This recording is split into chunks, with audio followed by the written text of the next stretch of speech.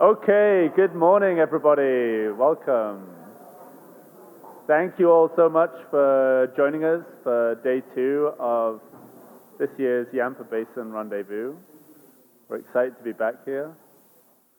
And we've got another great day of talks and field excursions lined up, so looking forward to it. Before we get started with the speakers, we're going to, like we did yesterday, go through a few quick thank yous. So first of all, thanks to Jeff Hall, longtime resident of the Yampa Valley, for this photograph that you see on many of our slides and our promotional material. We're really excited to be able to use this photo and share it all with you. It's a great representation of the topics that we're discussing here today.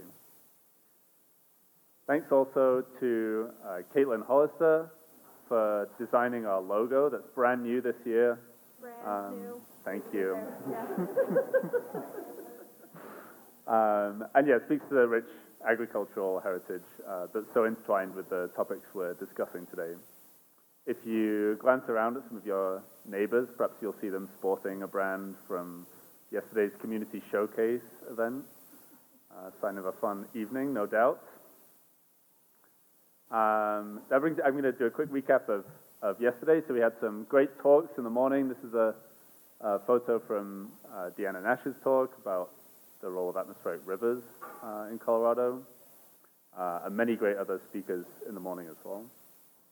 We were joined at lunch by Governor Polis for the signing of a couple of really relevant bills and representatives from the state legislature.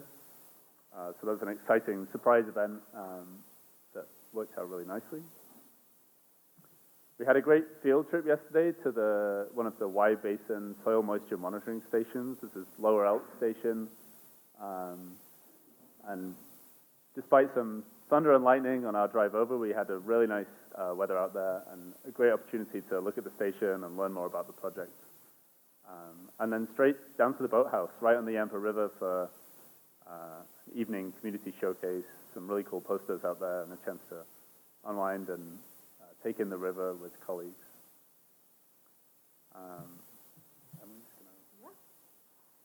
Yeah, so hi everybody, I'm Emily Burke. I work with Friends of the Yampa.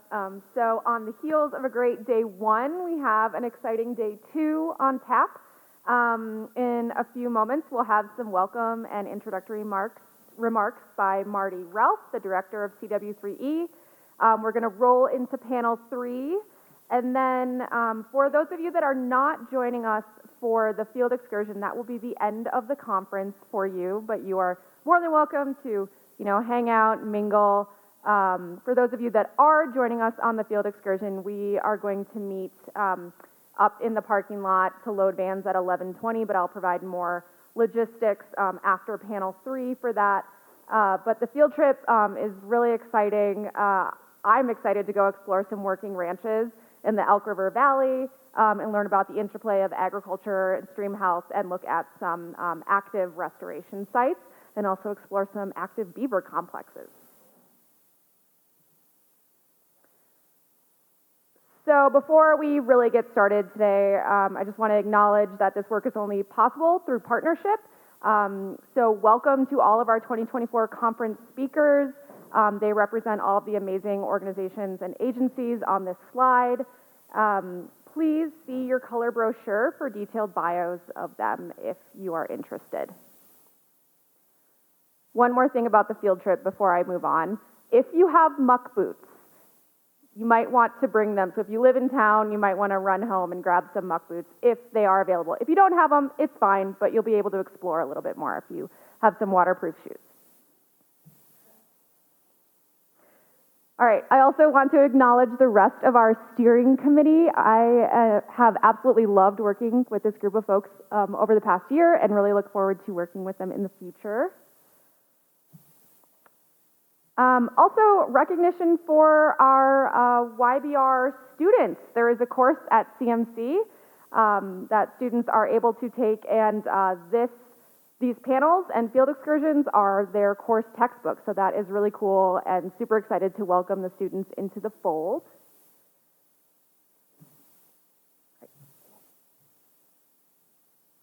And another thank you to all of our sponsors here at YBR. It's been a really essential part of making this conference happen, and we couldn't convene here and enjoy the Yampa Valley without their support.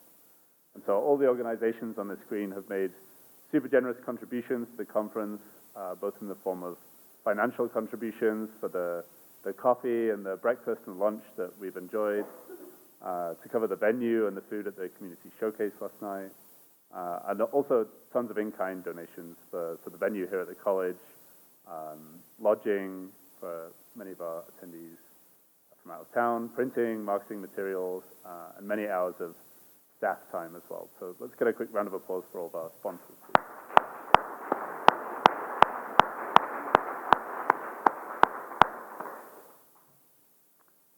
Another quick thank you to the TMC support that we've had here from IT and facilities.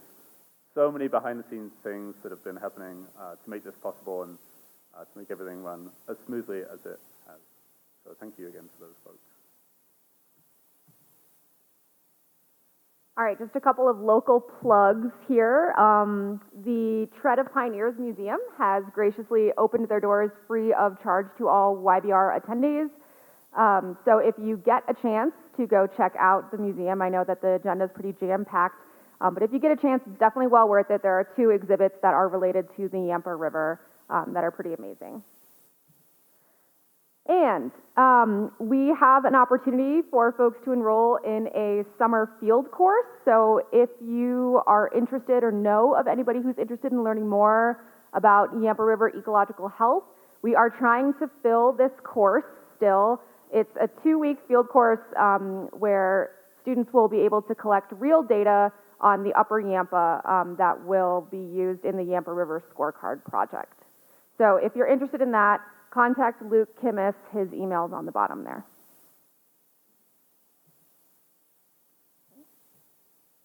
All right, excellent. Well, without further ado, I'm going to move on to our welcome speaker. So our first welcome speaker is Marty Ralph. He's a weather and water scientist focused on understanding the origins of floods, droughts, and improving predictions for water management and flood control applications. After 21 years at NOAA, he founded the Center for Western Weather and Water Extremes at UC San Diego. He's a leading expert on atmospheric rivers, has published over 150 peer-reviewed scientific articles, and is a leader in the development of CW3's Forecast-Informed Reservoir Operations Program, in which he works closely with federal, state, and local water managers. He has a BS in meteorology from the University of Arizona and a PhD in atmospheric sciences from UCLA. So let's welcome Marty Ralph.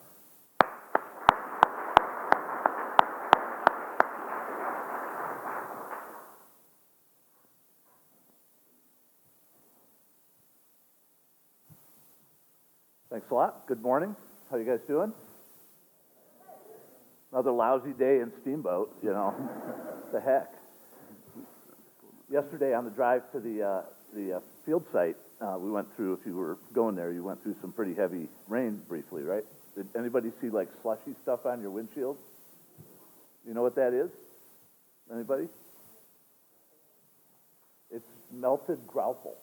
Graupel is like a soft version of hail, it's often shaped like a cone, and when it's warmed up a lot and it hits your windshield at whatever speed you're driving, it just splatters like a snow cone. Anyhow, there's your weather nerdy thing for the day. All right, so great to be here.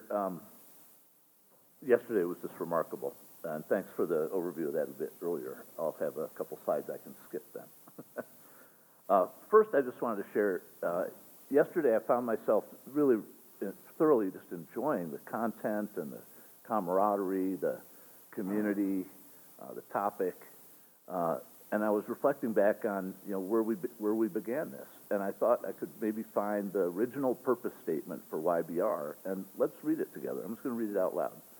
This is from 2018 era.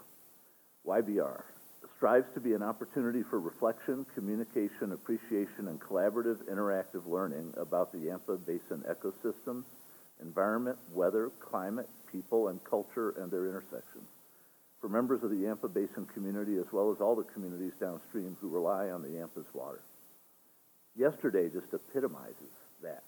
Today continues that. Our specific goals: connect students, researchers, institutions, and community members who live and work in the Yampa River Basin to share knowledge regarding climate variability and change that has impacts on the environment, people, and the economy. Build community. Look at us here. We're a community now. We've been doing this for 7 years. It's sort of happening organically. We got great early career people helping plan it. So we have built a community. And encourage collaborative problem solving and planning, and provide an opportunity for citizens and visitors to be informed about the state of the Yampa Basin and the people and plans in place and in process to protect it. I think we're living this. This has become our sort of what we're doing. And not only that, is we saw yesterday the signing of an important drought bill, from the state legislature, chosen to be highlighted here because of YBR. And we have had other elected officials present and attend. It's really been incredibly productive from a single spark of an idea to what we have now. So I think it's a testament substantially to the community that Yampa Basin represents. It's an incredible, collaborative, welcoming group, and we're very lucky to be here. And I'm very glad for my group. We have about 10 of us here, like we usually do. All righty.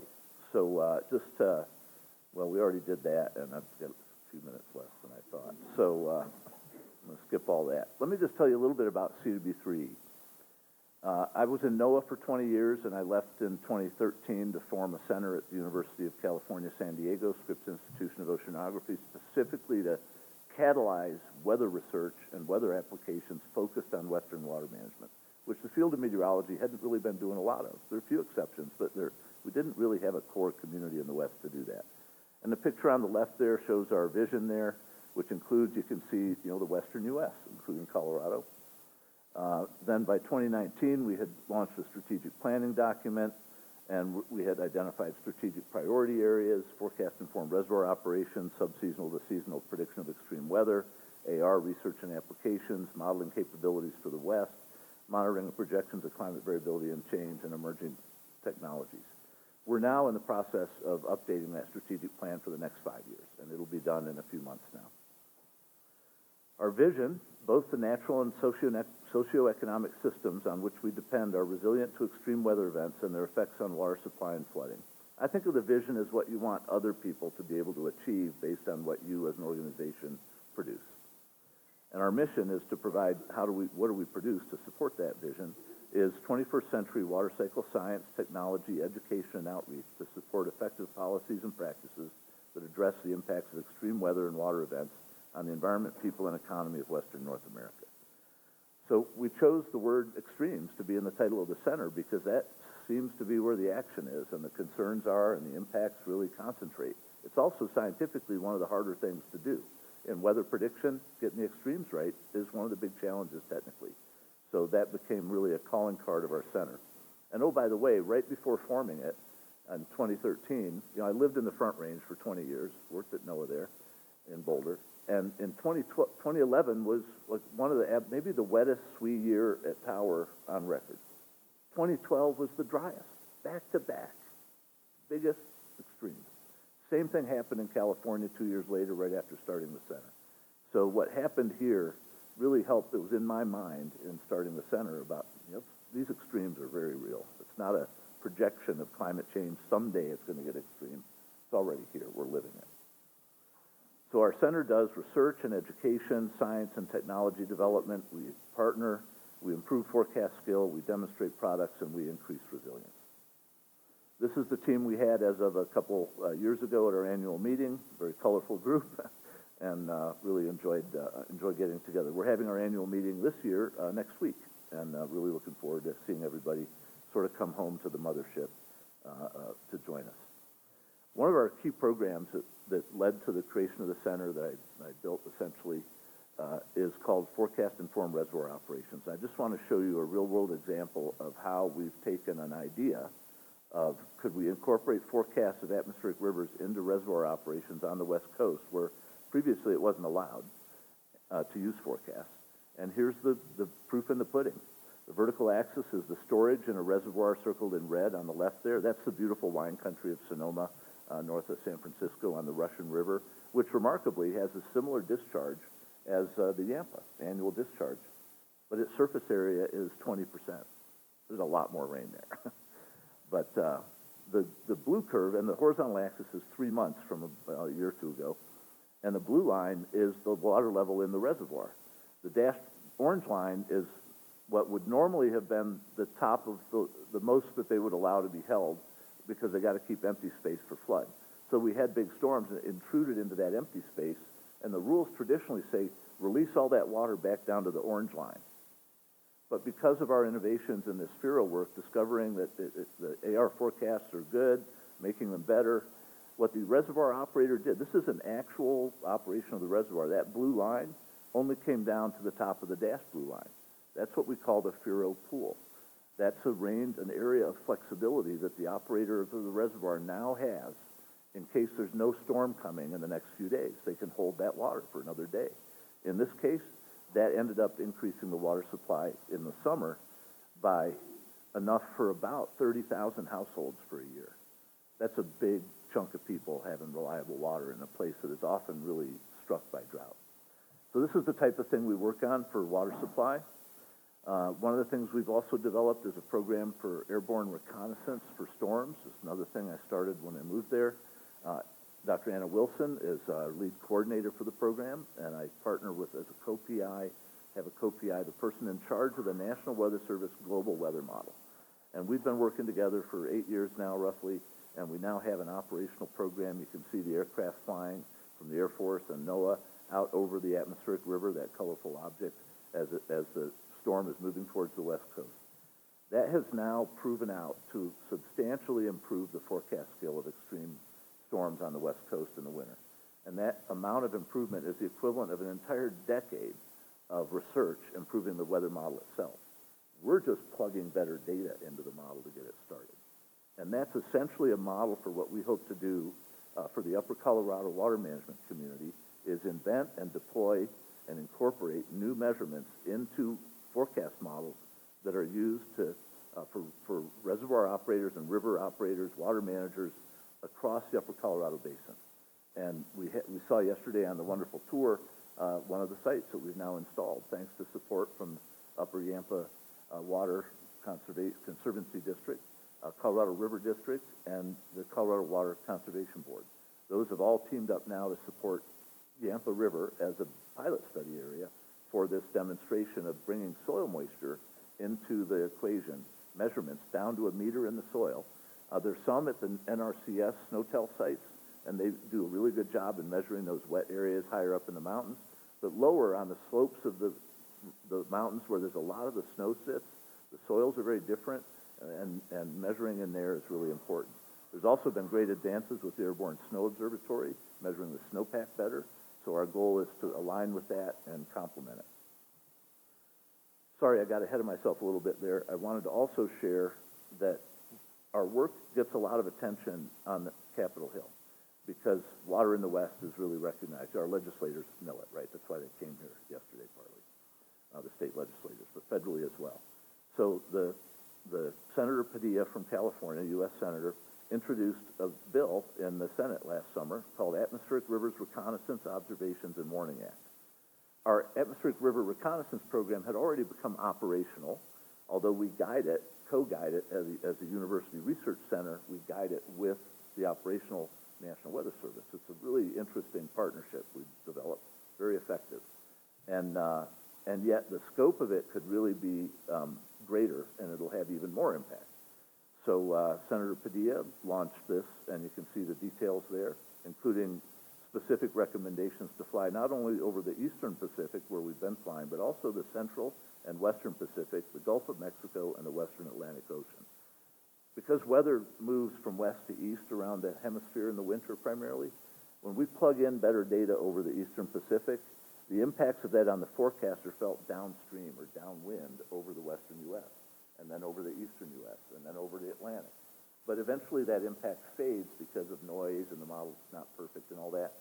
But the hypothesis here is that we plug in aircraft flights not only in the eastern Pacific, but farther west in the western Pacific and in the Atlantic. There are usually 3 or 4 atmospheric rivers at any one time, If we pin down their condition, their position, their strength, their structure more accurately in all those places at the same time, it takes about 2 weeks for the storms and information to go all the way around the planet. We have the potential to improve week 2 prediction in a way that the field of meteorology just hasn't seen happen. And we have a lot of support in the scientific community. We have support in agency levels, and we have support from Congress.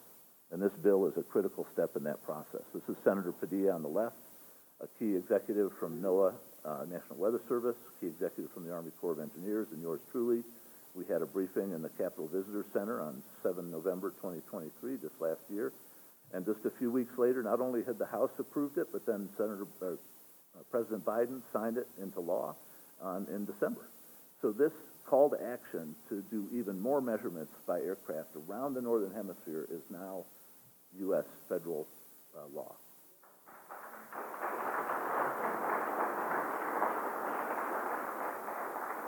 Thank you. And there's so much that went on to make that possible. And it's a very exciting moment in meteorology, and this has originated really because of water management needs in the West and the vital role ARs play. So the success of this vision from, 10 years ago almost to reality is what I see for the water management for the Upper Colorado. Between the soil moisture work that we're championing and others are engaged in, the ASO work, also spring precipitation forecast innovations that we're working on, and there's also the evapotranspiration work, OpenET.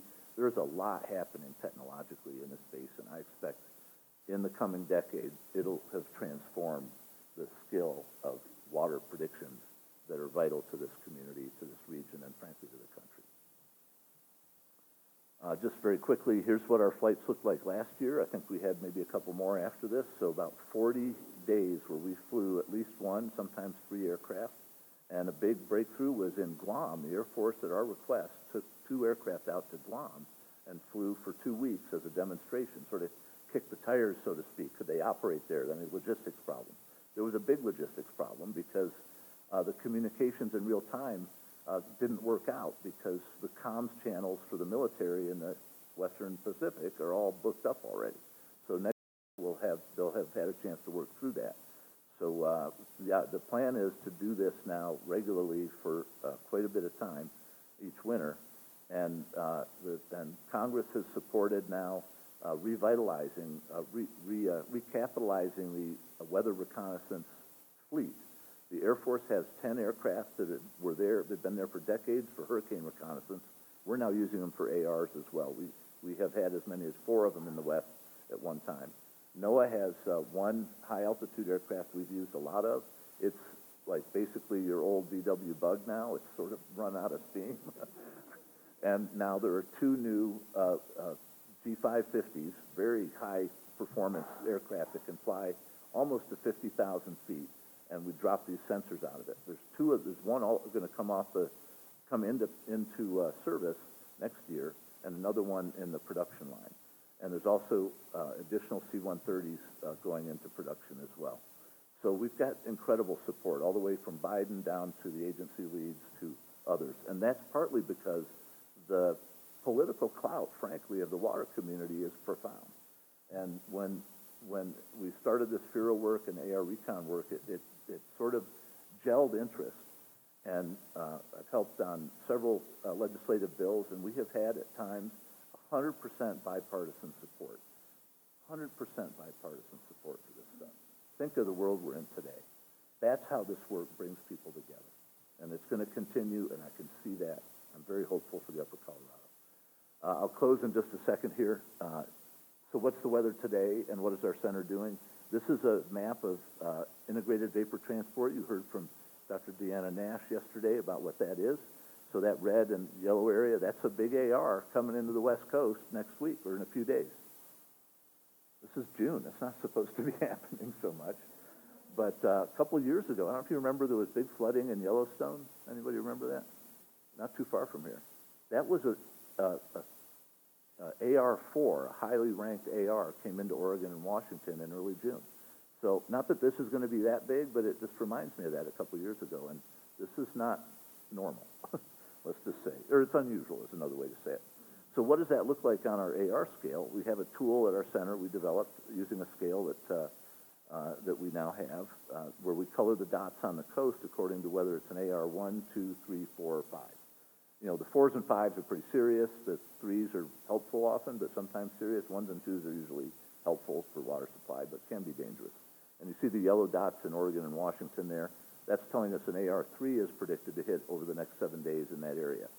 One of the research topics we're working on, and Deanna showed it yesterday, is the penetration of ARs from the coast inland. And what we're doing now is developing tools to better predict that, to better analyze it. And Deanna's work is really helping lead the way on that.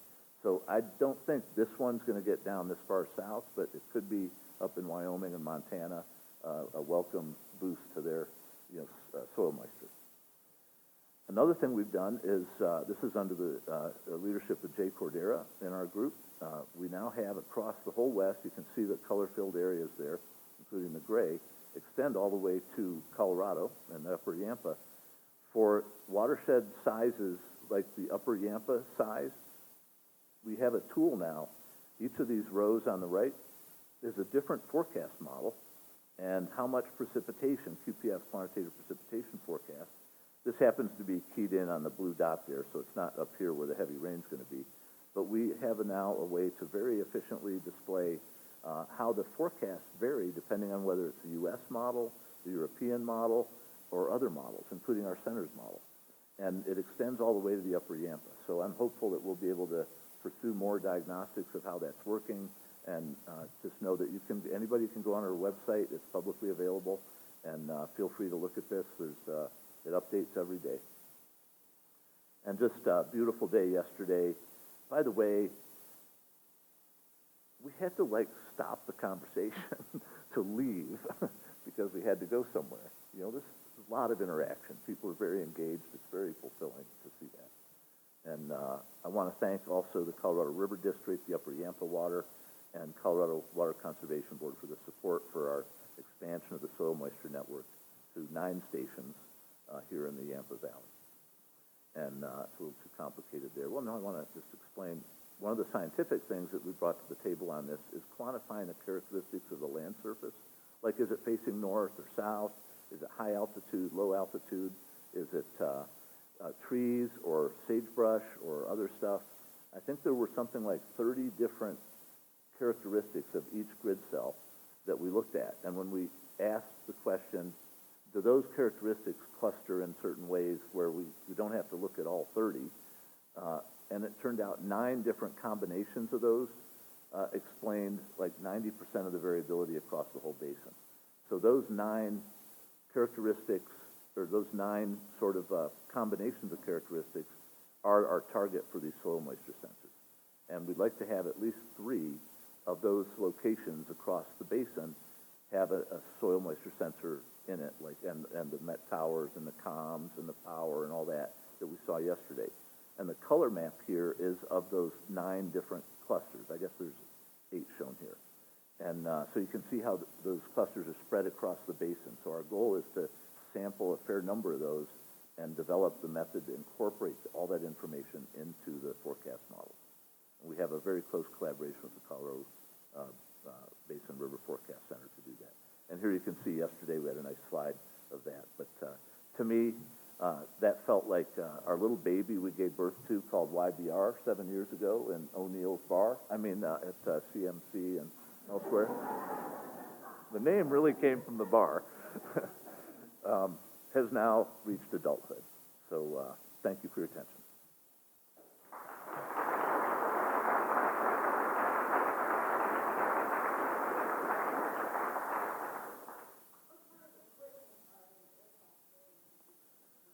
Yeah, the primary thing is called a drop sonde. So imagine 2 Coke cans stacked on each other, but cardboard, and a little parachute. Measures temperature, pressure, moisture, and wind as it descends. Takes about 20 minutes from 40,000 feet to get to the surface, and it radios back to the aircraft.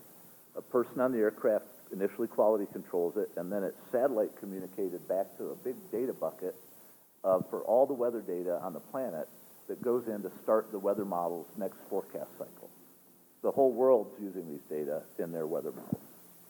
And there's also an innovative thing where the satellite you know, our GPS things we use for tracking or, you know, knowing where we're going, those satellites, there's a bunch of them. When they set on the horizon relative to where you are, the photons coming from it bend by refraction. And the amount of bending depends on the temperature and moisture between the satellite and your receiver. We now have a method through Dr. Jennifer Haas that takes a GPS receiver and tracks those settings of the satellite and the rises and calculates that refraction. And that can then be incorporated through fancy math into a weather prediction model. And the drop-ons, as you can imagine, they go straight down from the aircraft. So when you're flying, it's like a cross-section right underneath the plane.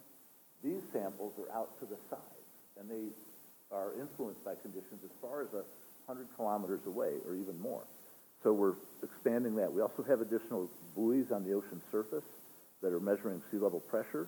We also have buoys going down, profilers that go down into the ocean as far as 2 kilometers. We're pouring the coals to this thing. There's no one perfect solution. We need the best observations we can get of the ocean-atmosphere combo. So there you go.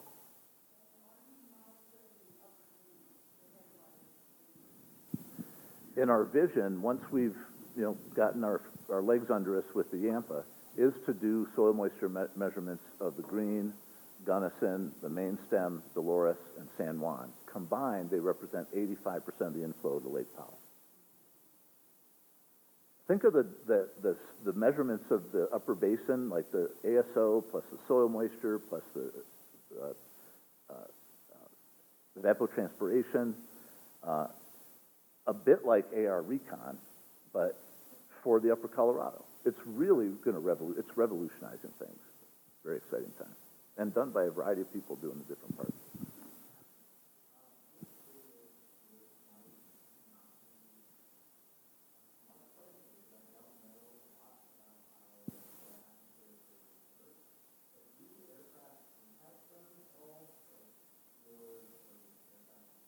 No, the mass and energy differences are just profound. Marty, Ken Brenner, we had an interesting conversation last year on the river, and you were explaining some of your theories on where these atmospheric rivers might originate. Do you have any additional information you might be able to share? Yeah, ARs that hit the western U.S. often form up, sort of out as far as Hawaii, but any position north of that or south of that, and the angle that they come in varies from storm to storm. But sometimes they'll actually form up in the western Pacific, like as far away as Taiwan, and they can stretch all the way across the Pacific. There's also times where one will form in the western Pacific, like in October in particular. That's an active area with typhoons and all, and that creates a big wave of heat because all that latent heat, the precipitation coming out of the tropical storms releases a lot of heat into the atmosphere. And that changes the weather pattern, creates a ridge like over Hawaii, and then a trough comes east of that, and then that forms into an AR that comes into the west coast. So by knowing what's going on in the western tropical Pacific, we're hypothetically able to get additional lead time by a few days compared to what we get just by flying in the eastern Pacific. Thanks, Ken. Yes, sir.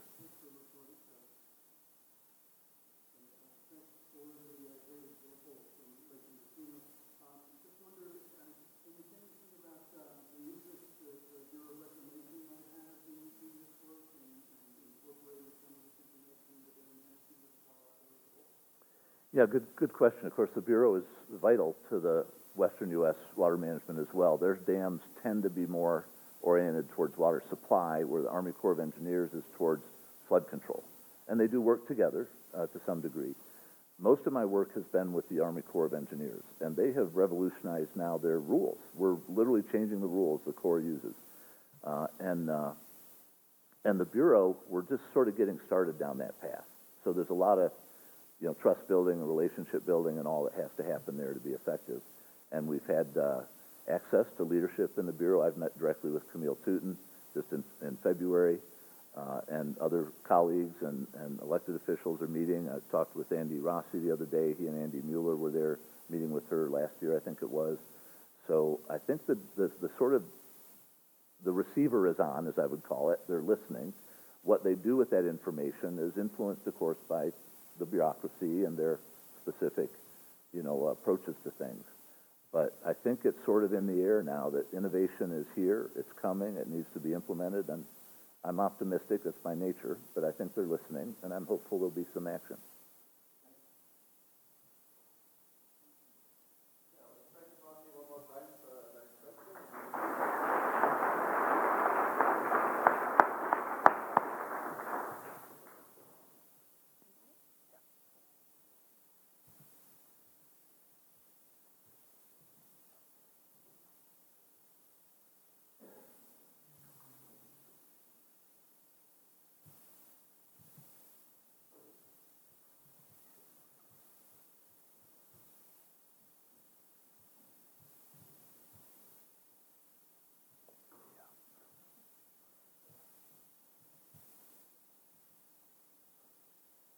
Okay, and I'll just remind folks before we start the panel session that for the panel, we'll be using Menti for our questions. So on the table guide in the center of your tables, you'll find a QR code, and if you scan that, it'll take you to the Menti page where you can submit your questions throughout the panel. And you can also go on and see the questions that other folks have asked. You can upvote ones that you think are interesting and make sure they get answered. We'll have time for a quick question or two after each speaker as we change over the slides. And then we'll have time for a longer Q&A session with all the panelists or all the speakers at the end of the panel as well. So I'll hand over to Haley, who's going to introduce our moderator. All right. Hello, everyone. How are you this morning? Good. I think in another life I might have wanted to be a meteorologist, so hearing Marty always talk about meteorology is just so fascinating to me. But in this life, I became an environmental educator, and I actually thought I was going to be a weather person because they're the best environmental educators that everybody knows every day. But anyways, so my name's Haley Cunningham, and I am the water education coordinator for Yampa. And I've worked as an environmental educator for the past decade. So I've been through many nonprofits. I worked for County Parks and Rec and for a university campus. But I have to say that for all my time in environmental education, I have never come across an organization quite like Yampa. And things that make it stand out to me in my time in education is a resource library that is filled brim to brim, a healthy respect for the sense of place and its importance in effective interpretation, an effect that by representing that organization, you were automatically inducted into an extraordinary community that makes up the Yampa Valley, and White River Valley also, I'll say that. And most importantly, I've never met other staff who, a whole team of staff who live, eat, and breathe the mission of Yampa, and that is to inspire environmental stewardship through education. And they've been doing that in this valley since 1992. So it's only fitting that I introduce our executive director, Kristen Jesperson, for our Creating the Confluence, Merging the Currents of Knowledge and Action. So this is all about communication, education, place-based interpretation, and how we take, information like what Marty showed us today and interpret it for everyone, not just people who are here in this room. That includes visitors to our valley and people who live here half-time, people who have lived here for 50 years. The world is changing, and environmental educators have the job of helping people move through that change through knowledge. So, Kristen is, in 2001, she earned a bachelor's of anthropology at Reed College in Portland. Oh, sorry. Oh, no. I'll just, okay, got it. So sorry. Okay. She earned her bachelor's in anthropology at Reed College in Portland, Oregon, and then in 2006 earned a master's of arts in international policy at Monterey Institute of International Studies. Upon graduating from MIIS, Kristen earned a presidential management fellowship in the Department of Defense, where she worked with the Office of Economic Adjustment to help communities located near military installations manage and adjust to the economic and environmental impacts of a changing land uses and training needs. In 2009, Kristen took a position as a land use planner with Matrix Design Group. And in 2011, Kristen started working as the development director for River's Edge West, which is a conservation organization working on several of the watersheds on the western slope. As the executive director of Yampa, Kristen is excited to partner across Northwest Colorado to provide science-based, experiential, place-based, and fun programming that connects youth and adults to nature and environmental science. And while I have this pedestal, I just want to say, Yampa doesn't toot its own horn a lot. I think we're quite humble most of the time, but we've got our numbers for this year's school programs, and for Jackson, Moffett, Rio Blanco, and Routt County, we've seen over 50% of the students in these 4 counties for environmental education, and when it comes to Yampa White Green Basin specific water education, we've seen 40% of the children that live in this basin. And that is in a large part due to the tireless work that Kristen Jesperson does and our whole team does. So let's give her a warm welcome.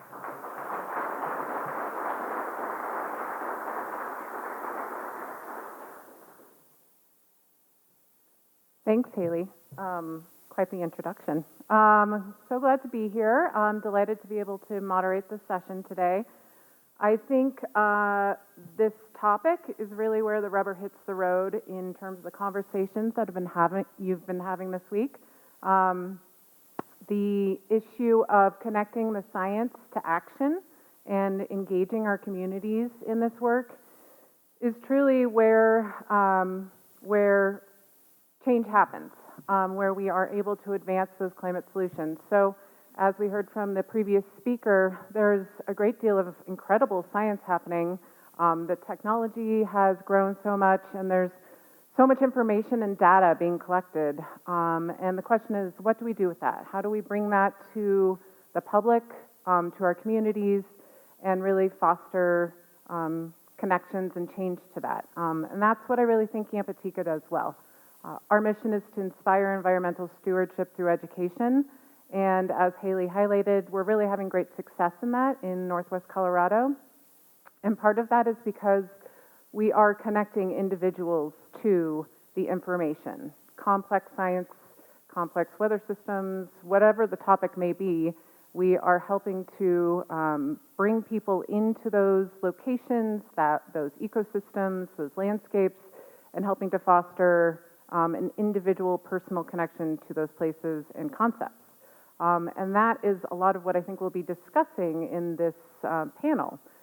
And while Yampa is succeeding in doing that on more of an individual scale, we obviously have many people on this planet. And so how do we bridge that gap for large audiences?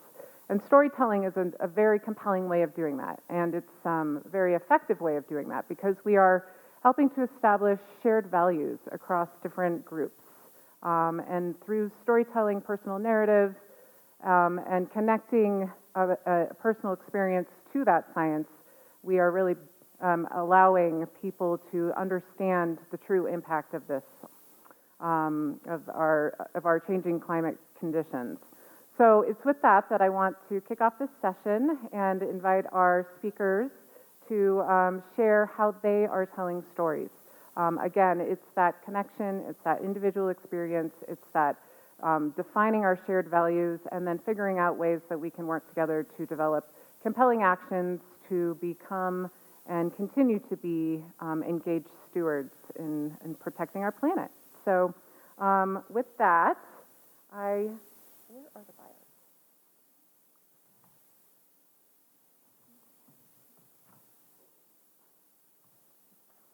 So I'm going to introduce our speakers once I have the bios. Yes. Okay, great. So we have three esteemed speakers who will be presenting today on this topic, and I look forward to a robust conversation afterwards. Our first speaker is Jessica Counts. She is the Executive Director of YBPS3, and she started in March of 2023. She has previously worked for the U.S. Youth Conservation Corps, the U.S. Forest Service, the Bureau of Land Management, and the Moffat County Board of County Commissioners. More recently, she has served as Moffat County Extension Director for Colorado State University and the Director of Concurrent Enrollment for Colorado Northwestern Community College. Jessica holds a Bachelor of Science degree from the University of Wyoming in Rangeland Ecology and Watershed Management, and is actively pursuing her Master's in Agriculture in Integrated Resource Management at Colorado State University. So, welcome, Jessica.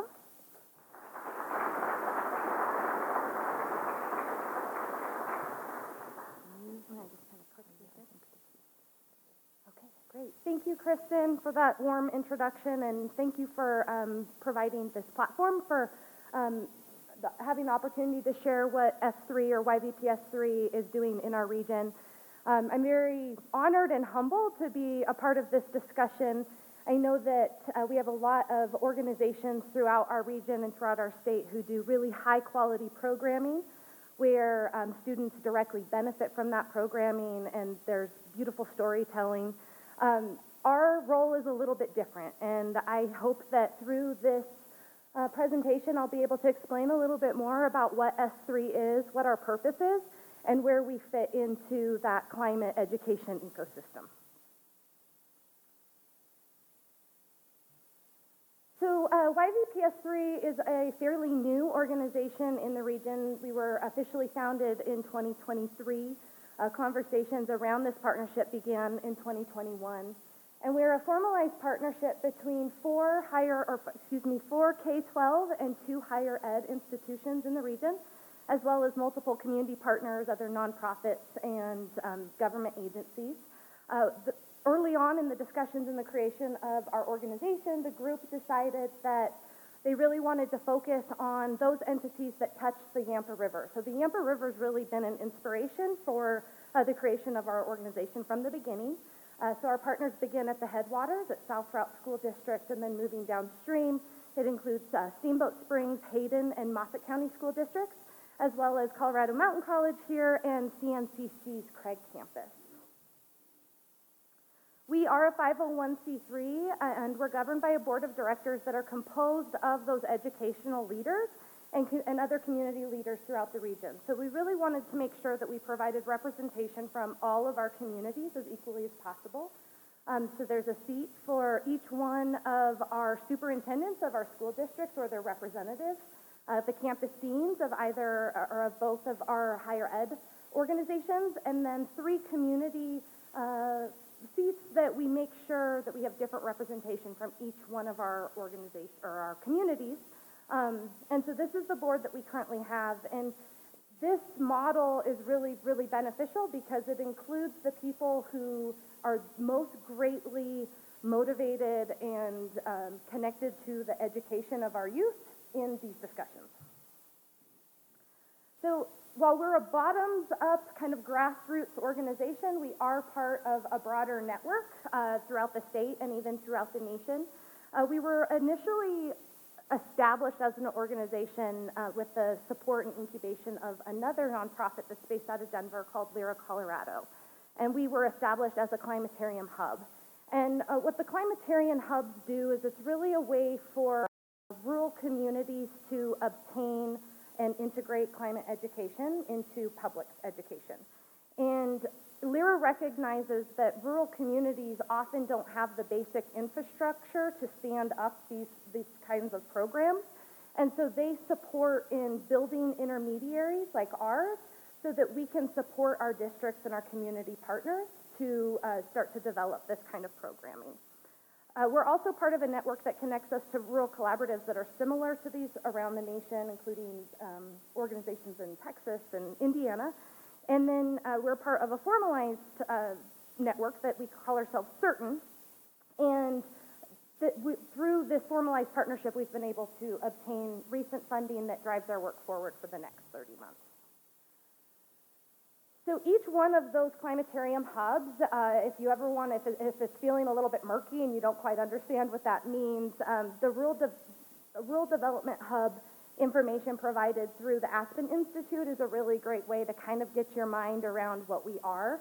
I love the quote that they provide that we're not just any one kind of intermediary, and it really reflects that we know that each community, especially rural communities, have very different needs, and those needs change over time. And so we really need to be flexible and meet people where they are and change our objectives as the objectives of our partners change. Okay, so that's kind of who we are, what our structure is. This is what we're set out to do. Our main goal at this point in our development is to empower connection between all of the partners within our region. It's not really a secret that the Yampa Valley is home to some very different communities, and we want to make sure that our differences are celebrated and that it's not something that divides us, and we find those things that really bring us together. And our mission currently is to unite educators, industry leaders, and students throughout the valley, and we have the common goal of creating shared educational career pathways that empower students with the ability to contribute to a more resilient region. And through this process, we've really found that we need to establish common language around these things, especially education and career pathways and resiliency. What do those things mean? And those things can, those terms can mean very different things to everyone. So I want to dive into that a little bit. First, when we're talking about educational and career pathways, we recognize that not all students learn the same way. Not all students are going to benefit from a class 1, class 2, class 3 kind of pathway. And so we've really broadened our definition of what a pathway is to include field-based learning, work-based learning, and concurrent enrollment. And so we want to look at opportunities outside of our classrooms, but engage our K-12 administrators in that process to incorporate field learning into the classroom. When we talk about sharing, it means really everything that we have to do to make it work. But we first off approach all of our challenges and opportunities with our valley, our kids mentality. So as schools are looking at sharing programs that they have, they are wanting to look at the value it provides to students and not necessarily the limitations that may come with competition between districts. And some of the models that we've been looking at for sharing our opportunities are really building relationships so that out-of-school opportunities can make it into all of our communities. It's been identified that there's not there's not equal access to all of the programs throughout the valley, and so we really want to make sure that those programs are being offered to all of our schools and all of our students. And then there's just some other examples of online learning opportunities, moving students to other schools that may have a program that another school doesn't have, and then sharing of support staff. And when we're talking about a resilient region, our name is Student Stewardship and Sustainability, so people often think that we're primarily an environmentally focused organization, and that's a large part of what we do, but it's not everything that we do.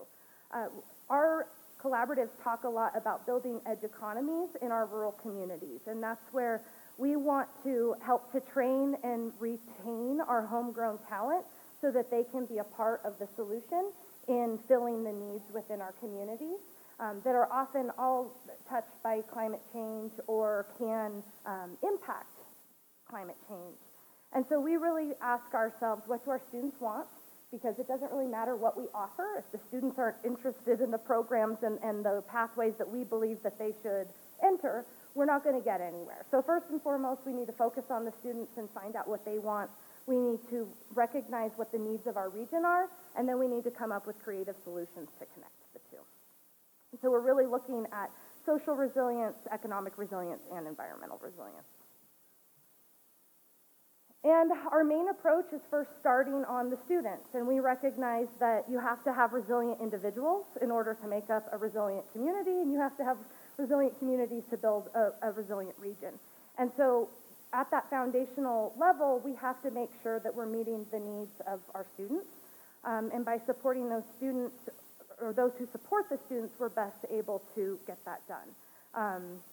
And then student stewardship and sustainability are the fundamental philosophies in all of the work that we do. So if we're building out, say, a pathway in construction, because that's what students are interested in, we look at ways that we can incorporate green building technologies and educational components that will make sure that that pathway is contributing to climate change in a positive way.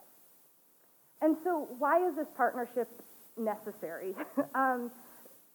Because we live in a region that has a lot of diverse opinions and outlooks, we provide an environment where we have a trusted, inclusive community and people are able to speak their truth.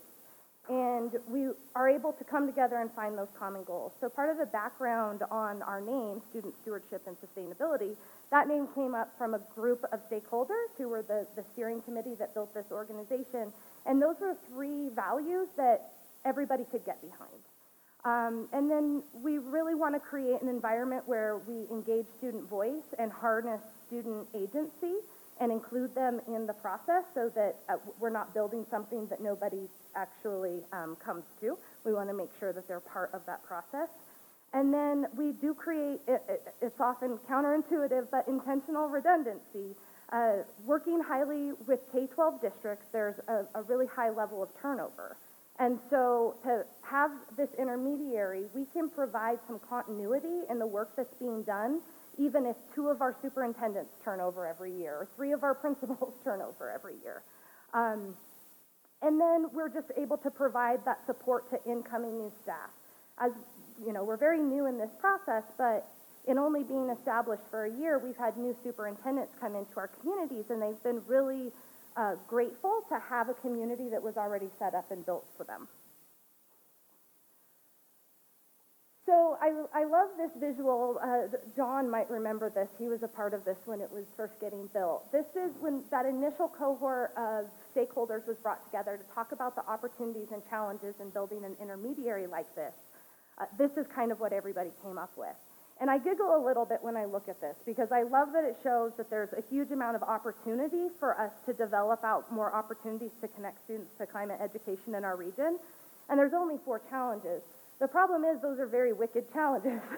And so it takes this additional effort to really help our districts, our IHEs, and our industry partners to overcome those challenges. And then to tell you a little bit about our process, so this visual kind of shows a research practice partnership and some of the steps that you can take to developing a partnership to where we can drive change in our educational systems. And that starts with establishing an equitable partnership. For the most part in our organization, we're kind of in this middle piece where we are identifying possible solutions and we're establishing shared language around these things. And this visual shows a very linear approach, but that's not how this works, right? So every time that somebody moves in or out of this community, we kind of have to go back to square one, and it changes the dynamic of where we're at in that process. And so we just really are committed to meeting partners where they are. So that if that means that we have districts that are very focused on agricultural education, then we look for ways that we can incorporate climate education in with our agricultural programs. And one example of that was that this year, with the support of LIRA, we were able to take some of our ag students from Sirocco, and they were able to testify on the state capitol on for the seal of climate literacy, which is a seal that goes on high school diplomas. It's a very flexible seal, but it allows students to experiment with different structures of education that relate to climate literacy. So it can look a lot of different ways.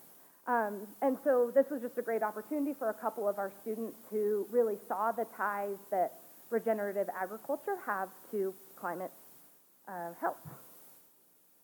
And then last but not least, we kind of create a one-stop shop for connecting youth to educational opportunities. So some of our organizations like Yampa have established relationships with all of our districts They know who they need to get a hold of. They know what they need to do to make their work happen. That's not the case for all organizations. So if there are opportunities that present themselves, but there's not these established ties to the K-12 districts, we can provide that direct connection. And that's really all I had. Are we waiting for questions, Kristen? Okay, great. Any questions?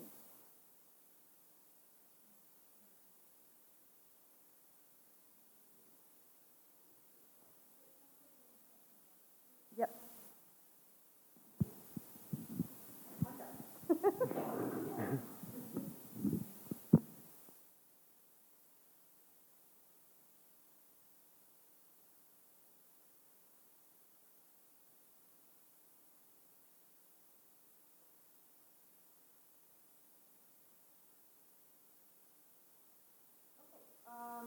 Can you guys all hear me all right?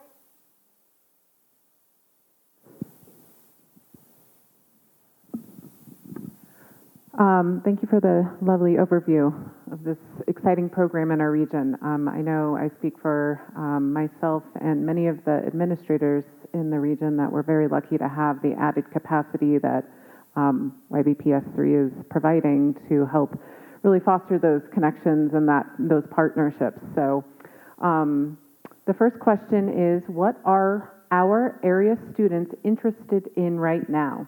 Any difference between K through 12 and the higher ed students? So our focus, because we're fairly new, has really been on the K-12 level. And it's a great question of what our students are interested in. So to date, we have heard a lot from adults in the room that students are interested in agricultural trades, sustainability, construction, healthcare. Those are really big items. We don't have really good data and consistent surveying throughout the region to really back that up. So one of the projects that we're excited about is this coming fall really deploying a survey throughout the region that's going to quantify that a little bit more for us, because right now the data is scattered. But those are the pathways that we're focusing on at this time, and then as we continue to get student data, and that's part of like our annual process, right? You get a new group of kids every year. They're also kids, so they might change what they're interested in from year to year. So we really need to establish that continual improvement model where we know that we're meeting the needs of the students at a pertinent time. The next question is, are any educational programs available in Spanish for students both K through 12 and adult learners through YVPS3? So we don't offer any programming directly. So the programming that is accessible to Spanish speakers is limited to what is being offered through our schools and our community partners at this time. I will say that the programming that we're developing is constantly identifying key materials, curriculum, and so forth that is in high demand by emerging bilingual classrooms, and we are working hard to better address that gap. One more? Sure. Okay. What are some ideas that you have to address the fatigue problem? Do more resources, teachers, support need to be provided at the schools themselves? Do we need more organizations like yours? Yeah, so fatigue and capacity have been our greatest issues. And so we have adapted our approach to address those just recently, actually. So through some of the funding that we've been able to bring into our region, we had originally scoped that we would build capacity within our intermediary to help coordinate some of this work. And we found that that just wasn't really an effective model because the accountabilities didn't really work out. You need for the building leaders and the administrators of the school districts to really own that work. And the best way for them to drive that forward is to have direct oversight over the people who are responsible for that. So working with our board, we actually recently decided S3 is not keeping any of those funds. And what we're going to do is we're actually building out individual coordinator roles in each one of our districts.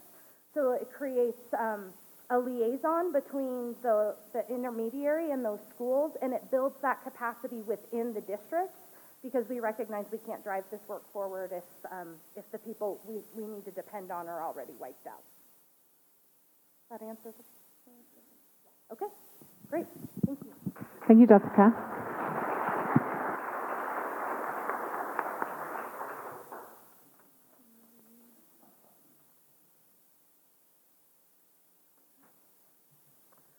All right. Thank you so much, Jessica, for that lovely presentation. Up next, we have Cody Perry. Cody M. Perry is a land and water advocate specializing in grassroots organizing and conservation storytelling. He is currently the advocacy campaign manager for the Western Slope Conservation Center, where he works to engage, recruit, and activate individuals around landscape protections for Colorado's Western Slope. Cody is also co-founder to Rig to Flip, a creative media house specializing in storytelling about the Colorado River Basin's land, water, wildlife, and people. Welcome, Cody.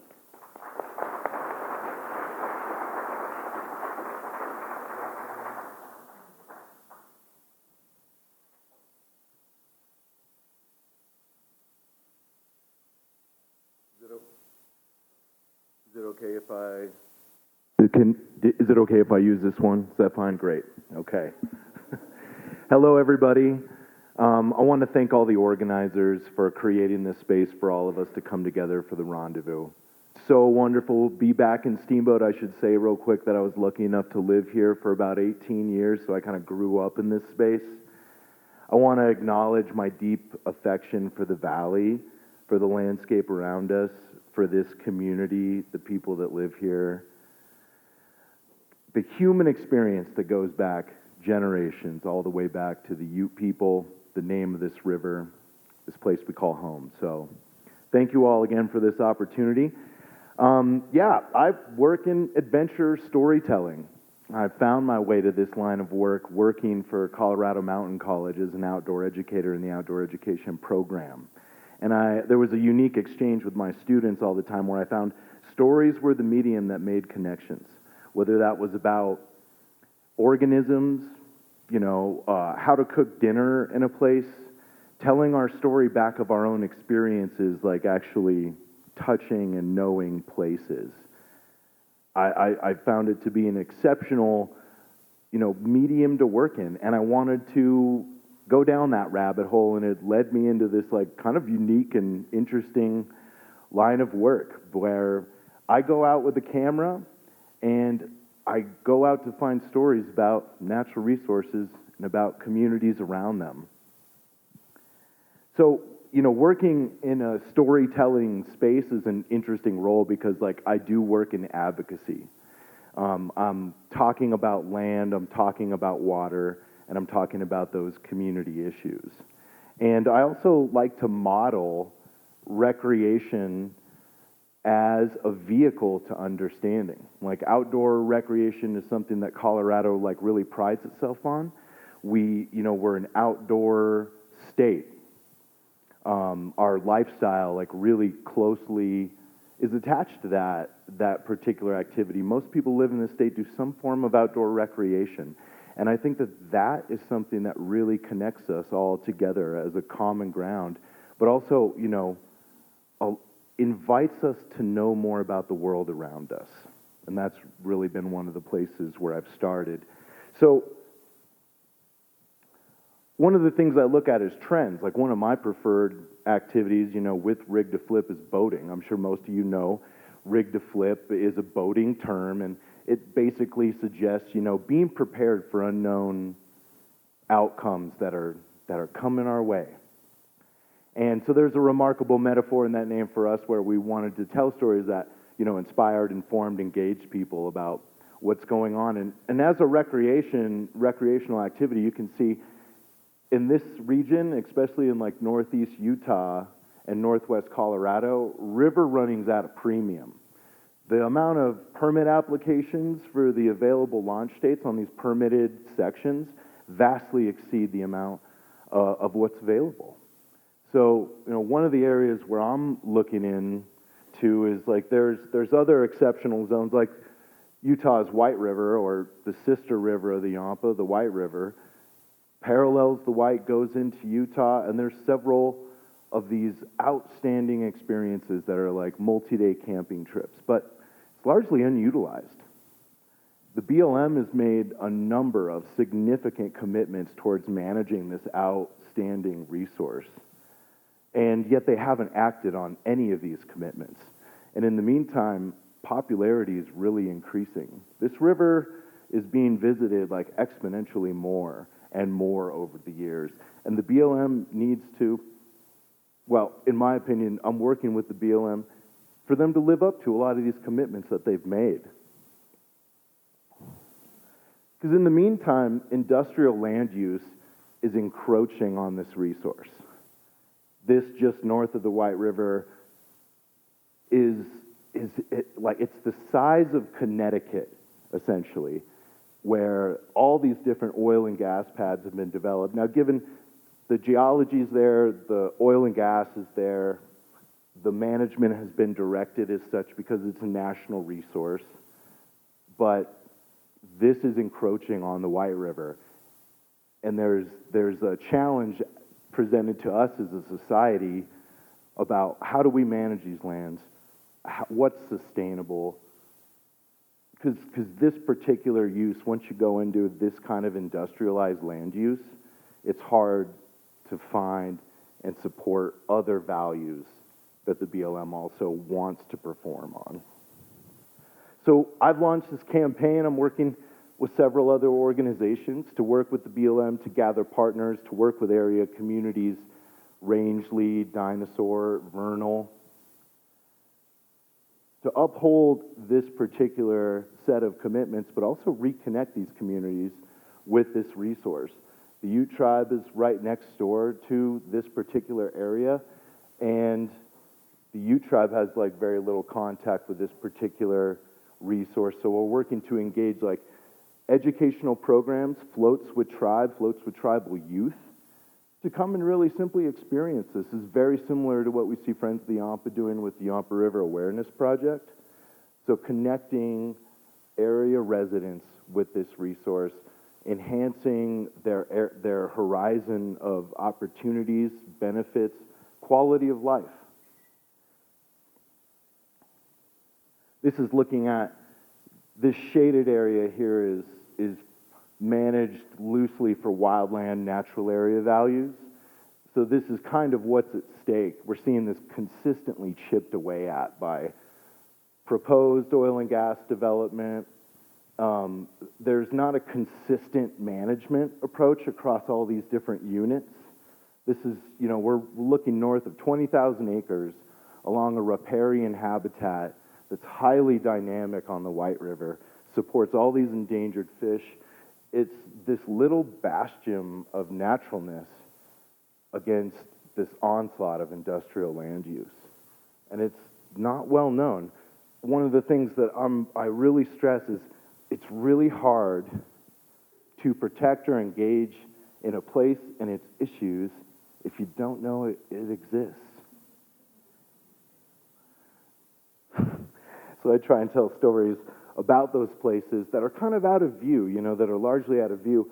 This isn't seeing the type of recreational interest that you'll see in Dinosaur for obvious reasons, like there isn't the whitewater, there isn't the developed camps. Some people want to keep it their own personal secret, and that's fine, but those same people that want to keep those secrets aren't capable of engaging in an issue that can prevent the onslaught of industrial land use. They want to keep it their own private experience, but I think that it's a larger discussion that we as a society needs to have more time contemplating. This is another area where I'm largely engaged in with a group of other conservation organizations and individuals.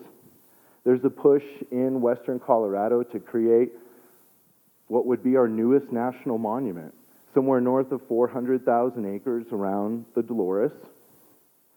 And when I engage audiences in these particular issues about land protections, about water resilience, or about climate issues, this is one of the areas where I want to share with you guys how we'll approach that.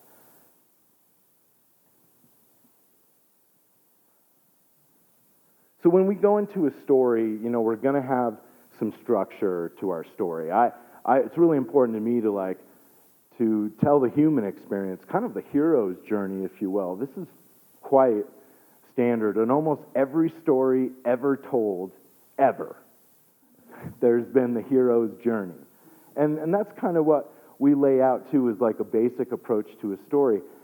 In this case, we wanted to put two individuals into an uncommon circumstance. For us, in this one, is like the Dolores doesn't run every year. It's the antithesis of the Yampa.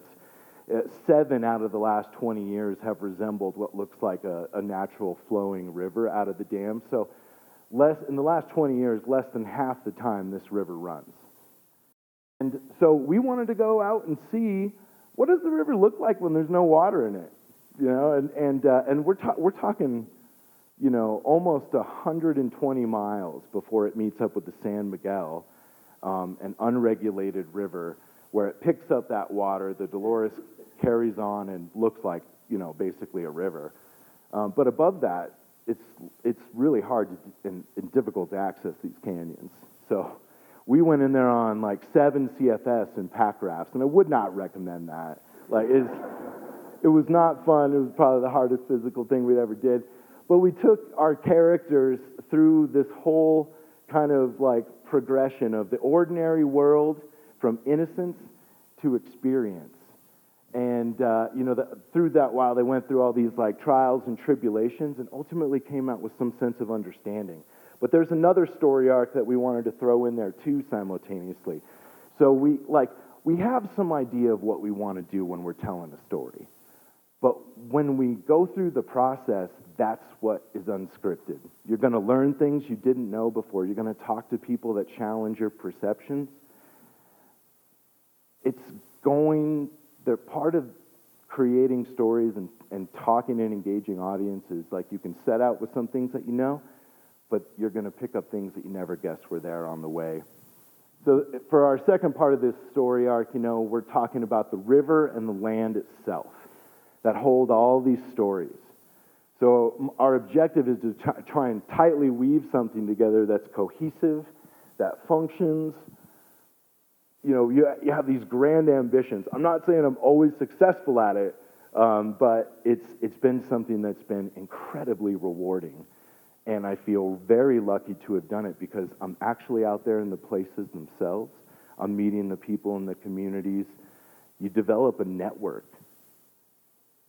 And I'll kind of talk more about that network later on. So we developed this whole story about these pack rafters that go down the river, that see the land, and also, we had all these showings across Colorado, from Cortez to Steamboat, from Delta to Denver. I've shown this film. I've seen that film so many times. Well, we've done it again and again and again, and it provides a platform to engage communities. You can come into a place, you have a space where we can have a conversation, especially something about national monuments, exceptionally complex, lightning rods for controversy. Our society right now, especially with the background of the nature of our political discourse, does not make for easy conversations around something like a national monument. And this does give you guys some area perspective of where we're talking about here too. I'm not necessarily here to talk or show a map of the proposed monument, but I'm happy to talk about it if you guys have questions for. It's really about engaging audiences on complex issues that involve, these swirling events, these swirling challenges that we as a society are facing.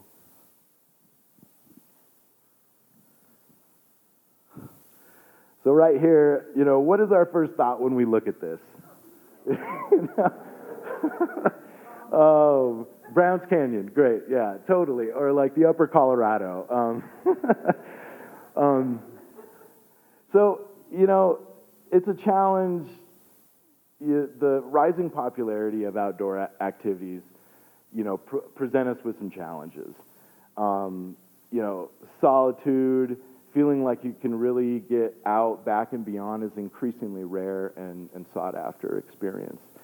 And while I understand that and really also honor that. I mean, the idea of, let's say, like a gatekeeper, a person who knows this space, they had to go through, they visited a spot repeatedly, over and over again, got familiar, deeply familiar with, the inner workings of it, connection, these things that people build.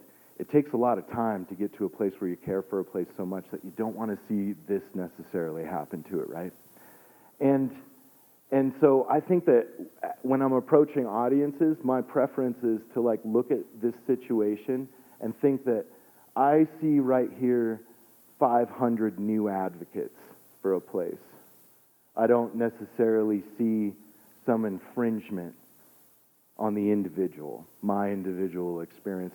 So it's a very like rosy, I choose the rosy look at this, and I choose to take on my role when I'm engaging audiences to be a sharer, to be a person that invites them into a landscape and say, we're all facing these issues, and it comes with a responsibility. Recreation, connection, having a place on the land comes with responsibility. And that responsibility is about belonging to a society. So let's see here and make sure I'm on track. So some tips or tricks that I use for sharing information or some inspiration that, I think some of what this picture can represent is that, we face these exceptionally complex issues. That affect climate change, that affect lands, that affect rivers. And, systematically, I think it's easy for us to find that there's serious flaws in the system. And that, the more time I've spent zigzagging across the basin, the more I've encountered people who work incredibly hard to change things. So sometimes, while it seems like, that only flames will purify the hell that we've created for ourselves, you do realize, and you work through that in lieu of waiting for major change that might not come, incremental change is possible and valuable and makes my heart ache, with love for the planet that we call home. So how do I try and reach beyond the usual audiences? I think one of the ways that has been most meaningful for me is, continuing to pursue these questions into communities that I wouldn't commonly be part of.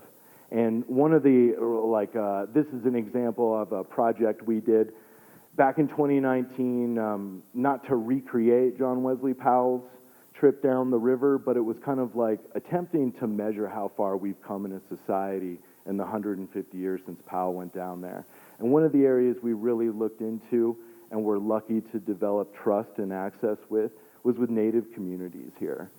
Part of this was a very interesting space. The pandemic came down. We were editing this film. We had a lot of follow-up interviews to do. So we reached out and developed these connections with indigenous communities, hiring indigenous filmmakers to essentially gather elements of the stories that we could not do without. From these individuals that you see here on stage, and then working to really kind of absorb that particular perspective. I think as a river runner, you hear of Lake Powell, and we think of Glen Canyon. We think of Glen Canyon being drowned. Those stories are brought to us by David Brower or Katie Lee. And what I learned through this experience is that what I had never considered before was all these grazing and social routes that went for these Dene communities through Glen Canyon to access lands on the other side of what's now the lake, or bottomlands that were used by those people for agriculture. Stories that I'd never heard about or considered for Glen Canyon. I just thought about it from a recreational or kind of the standard boater perspective, cultural place of it was just a canyon that was drowned, not a place that people had already lived and used, and for more like kind of pedestrian utility that our society might think of than I ever realized.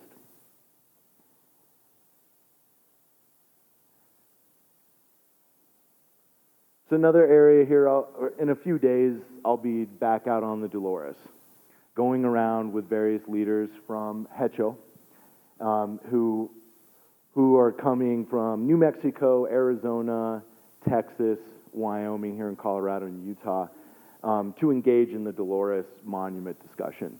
They're, prior to them going and reaching out to our elected leaders, they're going out to see the place. So I'm doing this like kind of combination like land tour, film mission here in the next couple of days. And this very much resembles like what my kind of job looks like.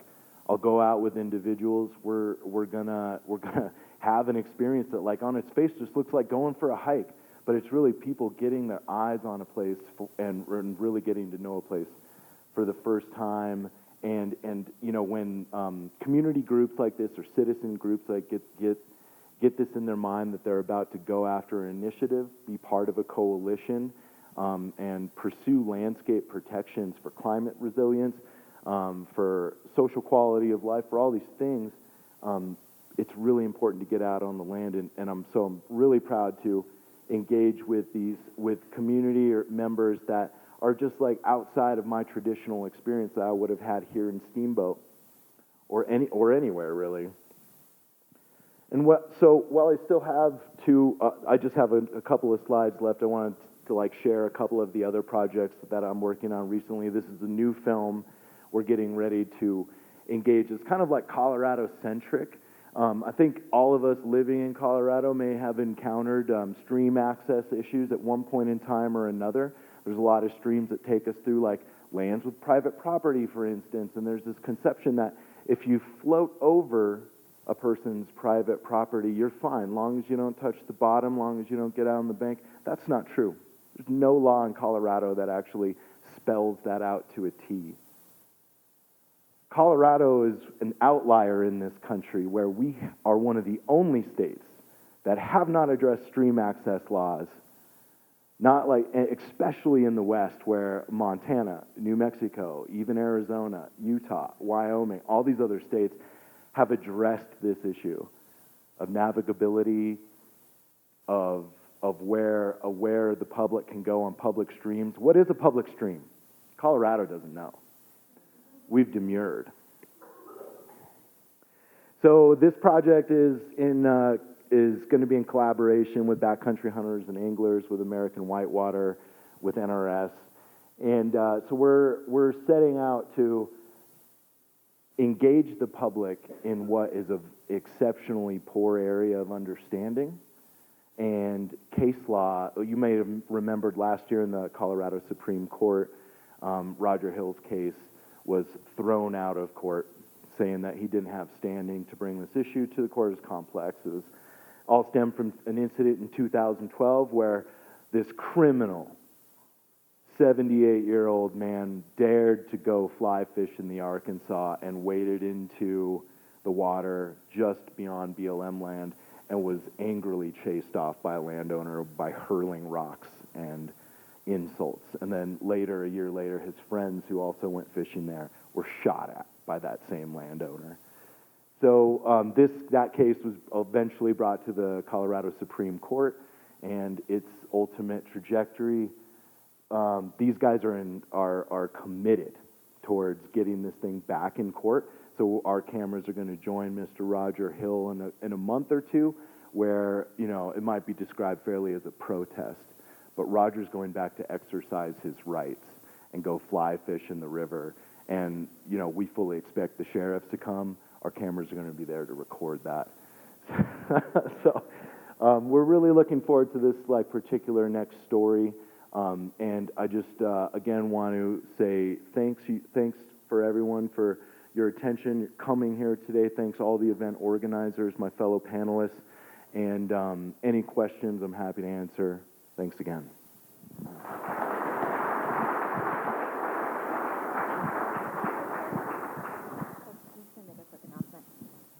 Just a quick announcement that it looks like this panel is running a little bit behind, but luckily we have a pretty hefty break right after this. So if everybody's okay with it, I'm going to propose that this panel goes just to eat into the break a little bit. So I think we'll go until 11. So maybe like one question for Cody now, and then we'll get Luke up here.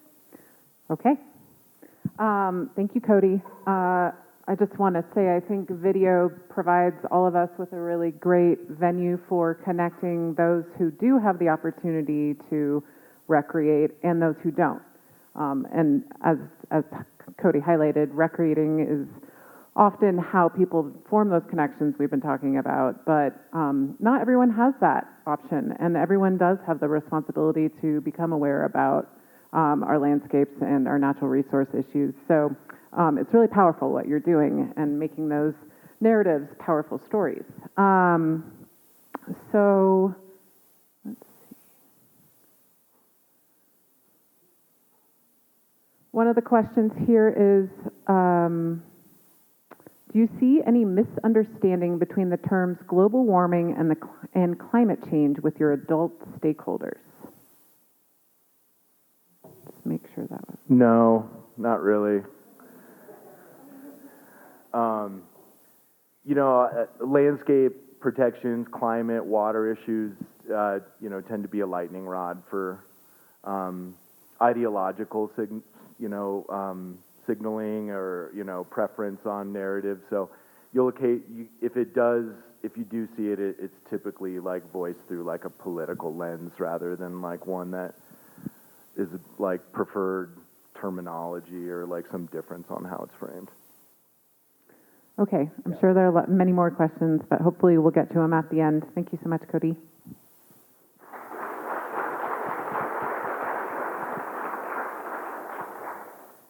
Okay, our final panelist today is Luke Runyon.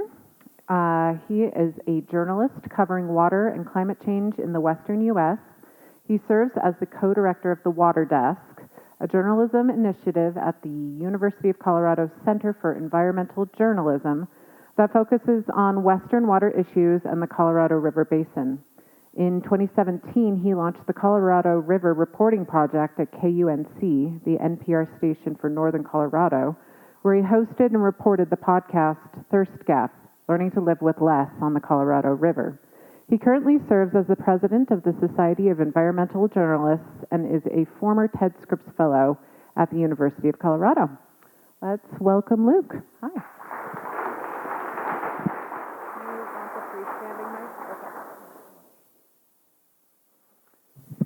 Hi, everyone.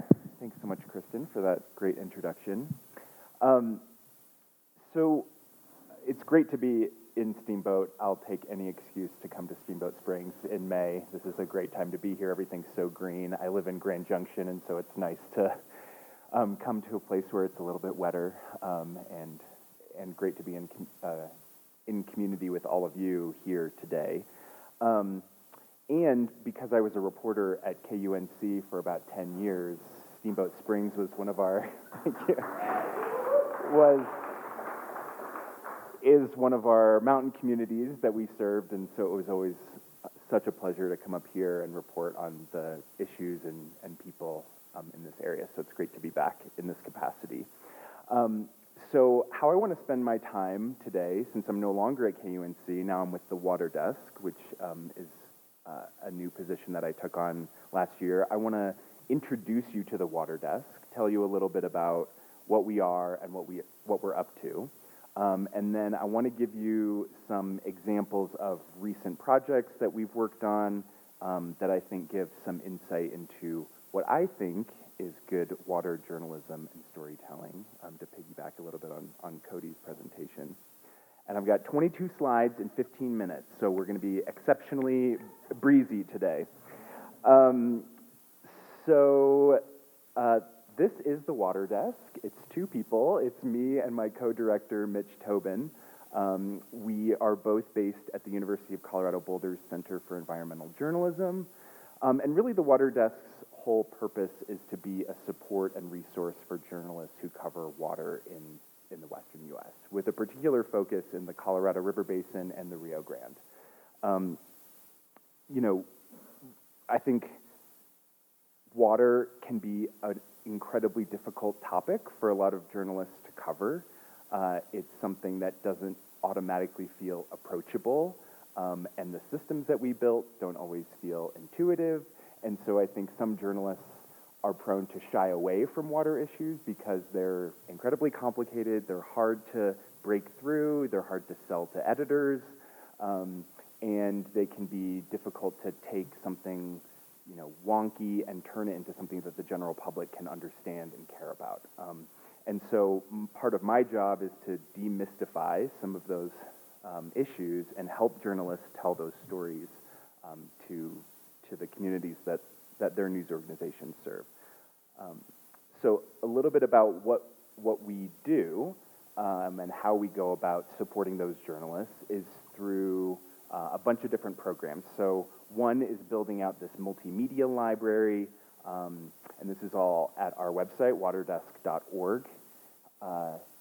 So we've got a very robust media library that journalists and news organizations or the general public can draw on.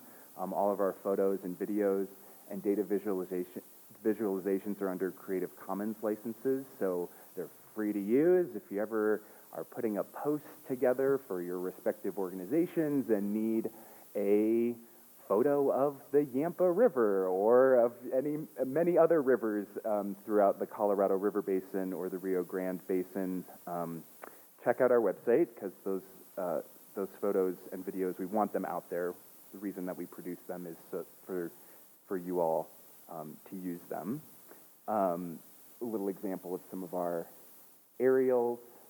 A lot of our footage is through drones or aerial photography. And we work with a lot of network of freelance journalists and photographers, videographers to go out and collect these images. Here's a way that we've kind of visualized our multimedia library on our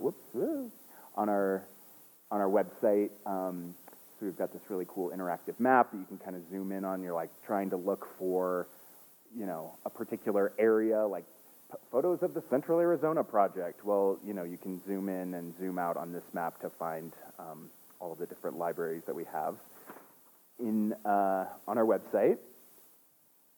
We also partner with Lighthawk. They are a conservation organization that works with pilots to take members of the general public, but also journalists, up into the sky to see areas of natural resource concern. So we work with Lighthawk to pair journalists with pilots to go out and fly around and see, in our case, rivers, or water infrastructure. I myself have done several Lighthawk flights. It's a fun way to find out that you have motion sickness in tiny airplanes. But I did many a flight, even knowing that, and I can give anybody tips on how to deal with that. Just a couple other things that we have on our website. We've got a whole page of glossaries. This is something that I mentioned at the top. Like journalists, it can be a really daunting task to learn and report about water because we've made the language, the systems, the concepts hard to understand. And there's kind of a whole language that goes into reporting on water in the West, and so we've collected some of the terms in an online glossary, and I'll point journalists there so that they can help try and understand this very complex topic. Another thing that we have on our website is just a timeline of cases, agreements, treaties. This is another nice resource just because so much of reporting on water is knowing what's happened in the past, and a lot of times when you're reporting on these things, you want quick factoids. When was the Colorado River Compact signed? When did we put the U.S.-Mexico treaty together? Well, it can be a quick resource for that. And then this is something that I've been involved in since I came on board with the Water Desk last fall. Really, since the Water Desk inception in 2019, we would take large grants and then give out small grants to journalists to facilitate water journalism. I don't think I have to tell anybody in here, news and journalism is in a rough shape these days. Not a lot of funding going towards really robust, in-depth journalism, and so we were able to fill some of that gap with our funding and facilitate really great water stories by giving direct funding to news organizations and freelance journalists. Now we're building that out even further to actually help provide some editorial support for those stories. So not just funding, but me acting as a managing editor for a larger network of news organizations throughout the Southwest, produce the content, share the content among that network. So I wanted to move on to examples because these are the more fun part than just like what the water desk is up to, but these are the actual stories that are being produced. So this is something, and I'm hoping that maybe we can share some of these in a list after the fact with links out to all of the attendees, because I'd love to be able to get these to you and you don't have to frantically jot down names. But this was a project that I just recently acted as an editorial advisor on.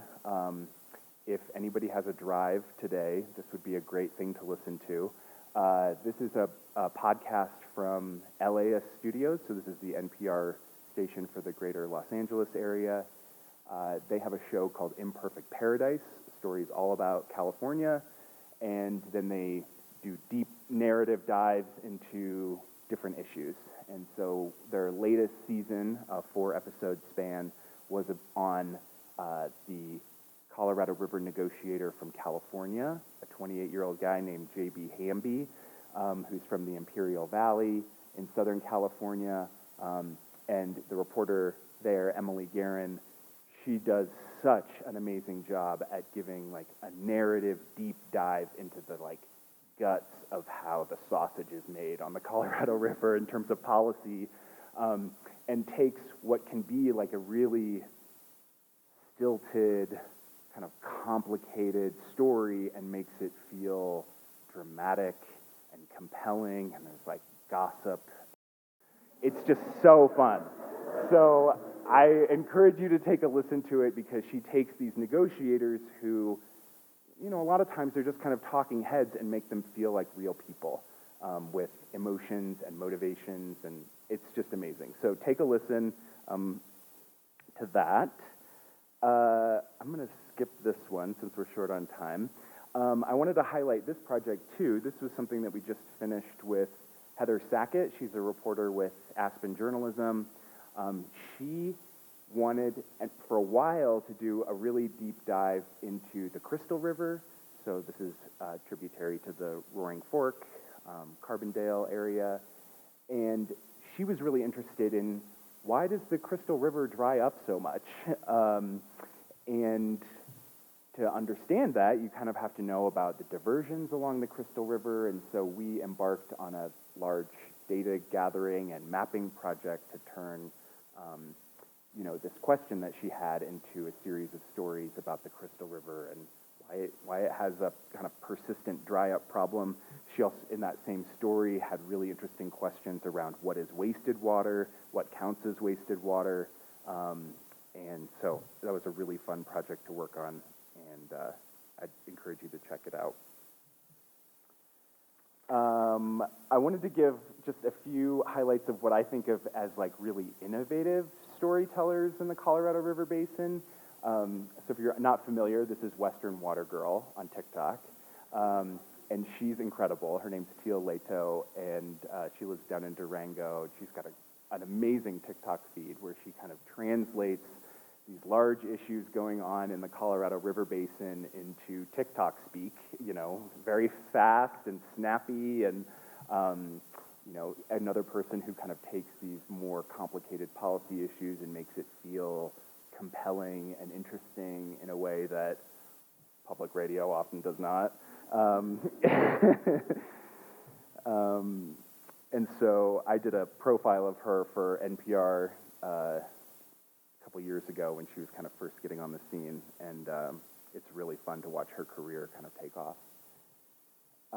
This is a project I just wanted to highlight as what I thought of as sort of innovative in terms of turning water issues into interesting stories. This story was about an ecologist in Fort Collins named Dave Merritt, who was a musician on the side, and he would take hydrographic data and turn it into music. You could actually listen to the rise and fall of rivers. And so I did a story about him for NPR, and then we ended up doing a live event called River Voices, where we worked with local musicians, and you can kind of see the hydrograph over there on the side. And I can talk to anybody afterwards if you want to know like the nuts and bolts of how we did this. But it was a super fun event. We did it at the Lincoln Center in Fort Collins, and just like a really fun, interesting way to spend an evening, you know, thinking about the rise and fall of rivers, comparing free-flowing rivers to dammed rivers and how they sound differently. Anyway, it was a really fun project. And then one more piece to highlight on our partner projects. This is Alex Hager. He works for KUNC. I was his editor for a little while. And he just recently did a piece for The Indicator. So this is an NPR podcast about the Shoshone power plant deal between Colorado River District and Excel. But doing it not as a traditional environmental story, but through an economic and money lens, which I think is really important in water stories. Like, you know, I have spent a lot of my career in environmental journalism, and some stories are appropriate to tell as environment stories. Other ones, you kind of have to approach them from a bunch of different angles to get people to try and care about them. And I think Alex did a great job of using economics to tell this water story. I'd be remiss not to plug my own podcast. This came out last year. It's called Thirst Gap, Learning to Live with Less on the Colorado River. It's a 6-episode travel down the Colorado River, visiting with a lot of the people who are grappling with water scarcity right now and in real time. And it was really one of the highlights of my career so far, putting this project together and spending a couple years gathering all of the tape and interviews needed to make it possible. And I'll just highlight a couple things from that project. Episode 5 of that was all at the Navajo Nation, visiting with members of the Navajo Nation about water scarcity and quality issues on the tribe's reservation, and also delving into the Supreme Court case that was decided last year between Arizona and the Navajo Nation. I'd encourage you to listen to it. Realizing we're getting so short. I've just got a couple more slides. The series really ended in the Colorado River Delta. And to me, this is one place that after visiting multiple times sticks in my head as I'm telling almost every story about the Colorado River, because it is the perfect example of the collateral damage of all of our collective overuse of the Colorado River's water. This is an overhead view of the delta, these like tidal drainages that form. There's basically very little or no water in the last 100 miles of the Colorado River, and that's due to all of the use that we have upstream. That's a view just of the U.S.-Mexico border, where the final dam on the Colorado River diverts the rest of it into the Mexicali Valley. And so this is like what the Colorado River Delta, what used to be its estuary, looks like now. And so I guess the reason why I wanted to end on the Delta is just, I think stories on the Colorado River, kind of like power of narrative is super important. And I think that, doing stories about these kinds of places, like Cody said, like you can't care about a place if you don't know anything about it or if you don't know that it exists. And this is one place that I think everybody who lives in the Colorado River Basin should know exists and should be thinking about all the time when we're making decisions about what to do with our scarce water supplies. And I guess I'll just end with, I can't do a presentation without having a map of the Colorado River Basin. This is like a joke that I have with myself, where I'm like, I have to have a map of the Colorado River Basin in every talk that I give. But for me, when I'm thinking about doing stories, I'm really trying to make connections throughout this whole watershed. It can be so easy to think of, well, I'm from Colorado, I have to think this way about the Colorado River, or I'm in the upper basin versus the lower basin, and you know, really the way that we're going to tackle all of the problems and challenges that we have in the Colorado River Basin is by getting rid of a lot of those kind of arbitrary designations and thinking of this whole system as one and not just the political divisions that exist within it. And thanks.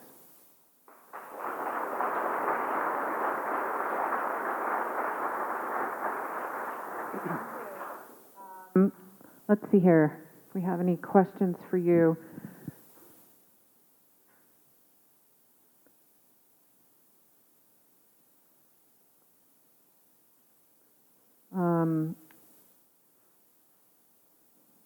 Let's see. Looks like my last question on here was for Cody. I guess one question that I had in thinking about the final slides on your presentation is that imagery is depressing. It's sad. And I think in all of the work that our panelists are doing, we have to be conscious of and mindful of that doom and gloom angle on these topics. And so how do we move from ending there and really spurring and inspiring and empowering people through these stories, through these applied learning opportunities to make them feel like they can be agents of change? And if you have thoughts on that and how journalism can be a forerunner in that effort. Sure. Yeah, I mean, there's a really big focus right now and kind of a whole strand of journalism called solutions journalism. Because I think for a long time, journalists, they shy away from feeling like they're advocates. You know, we're supposed to be objective tellers of truth and fact, not, you know, advocating for a particular outcome. And I think, and so what has resulted is lots of focus on problems and not always getting to the solutions stage. And I think there's been a big push within journalism and within news organizations to do more solution stories because there's such an appetite for them in the public. And so I think that's really promising.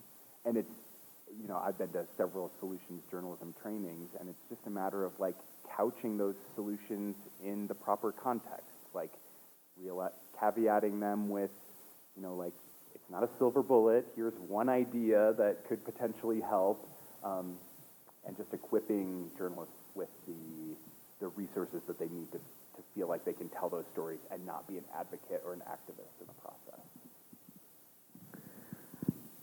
See. Great, thank you for that response. We do have one more question, and then I think we'll probably break. Is that okay? The final question is, what are your thoughts on balancing having natural space for wildlife to be undisturbed with having space for recreation? Oh, yep, I think you're right too.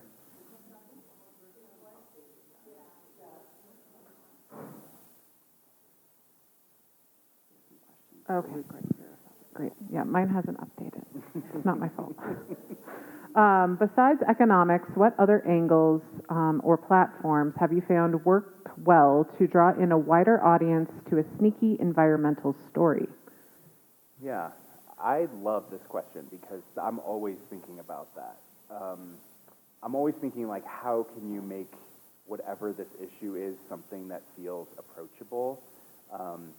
So one thing that I would do at KUNC, and I did this several times, was do like little radio plays, because I thought that they were so fun. And so, like, to give you an example, say there was an issue that was playing out between the upper basin and the lower basin on the Colorado River. Most of the general public doesn't even know these things exist, let alone their interests or point of view. And so what I would do is I would embody the upper basin, and then I would have another reporter play the lower basin, and we'd do a little scripted radio play about whatever issue was happening at the time. I'd be like, I'm the upper basin, and I think this, and you know, and then the other reporter would be like, I'm the lower basin, and I think this, and you know, and we did one where we actually had climate change, like a person playing climate change came in, and I'm like, I'm climate change, and I'm, you know, so just like, that can be a really effective way. It seems silly, but I'm guaranteeing that somebody came away from that with a greater understanding of what is playing out on the Colorado River that they wouldn't have had otherwise. There was a lot of focus on like educational. That's a great tactic for kids too. Like doing little plays or something like that can be such a great way to learn about a complicated issue. Absolutely. Well, I want to thank all of our panelists today for their time and their effort and their energy and the good work they're doing out in the world, and for the opportunity to be here today. And to,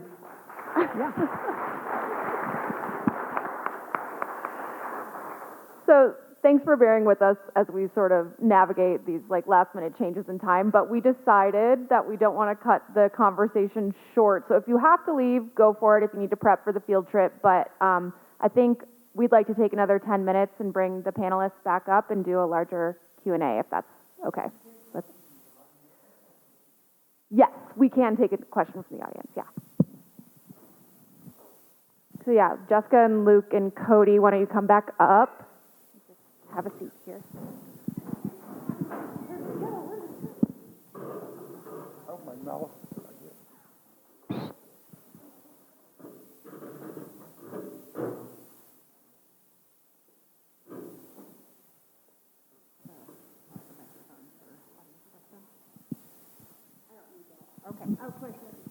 Can I?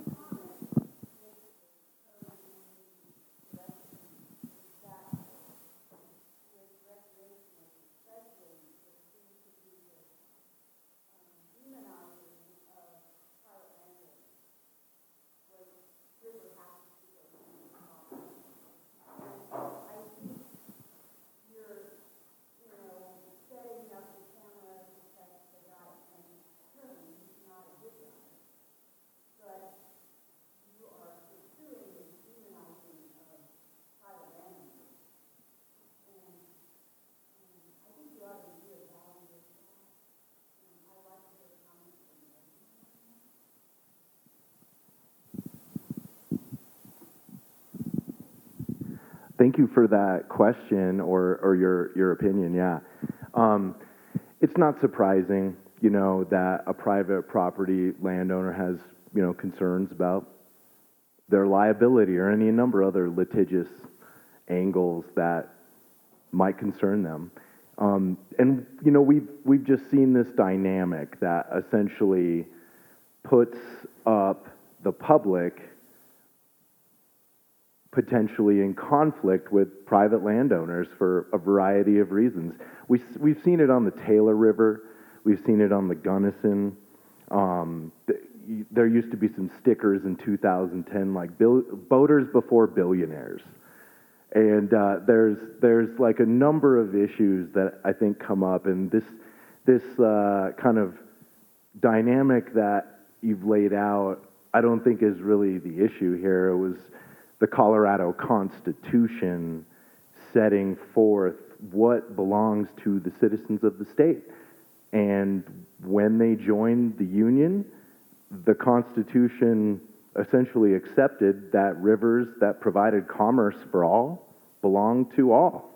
So this is a legal issue, not one against people. It's not necessarily about communities or the people within those communities like having conflict with each other. It's that the law hasn't addressed these issues simply, and it is not pointing the finger against any individual or set of individuals. It's part of the actual landscape that we have, as citizens of the state, have to contend with. And no, I don't believe any boater or any fisherman is out there to infringe on private property owners. This is simply what's stated in the Constitution in Roger Hill's case, which is he's an 82-year-old man, and he's sweet as can be, I can assure you. And he is not out. It's about in his mind, he's helping remedy a legal issue for the people of our state, and it's part of our common culture. Culture is the soil that law and policy grow from. So I think his view is bigger than making this like a conflict issue. It's simply what every other state in the nation has addressed this issue. Colorado has not. This is So I wanted to add something it's kind of relevant, not completely the same, but it kind of connects to the work that we've been doing.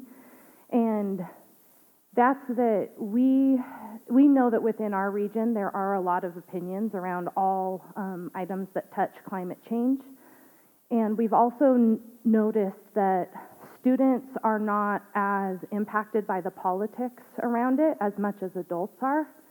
They're a little bit better at looking at the science behind it and recognizing that these changes are going to impact the world that they live in no matter what they do. Whether they're a doctor or a farmer or rancher or they work for the federal government or they're a river rafter, they're all going to be impacted by it. And so it's one of the, we're able to take something that's been very divisive and we're actually creating unity around it. So I think that there's lots of good examples where these cases are bringing people together as well. Not that yours isn't. I have a question for Cody.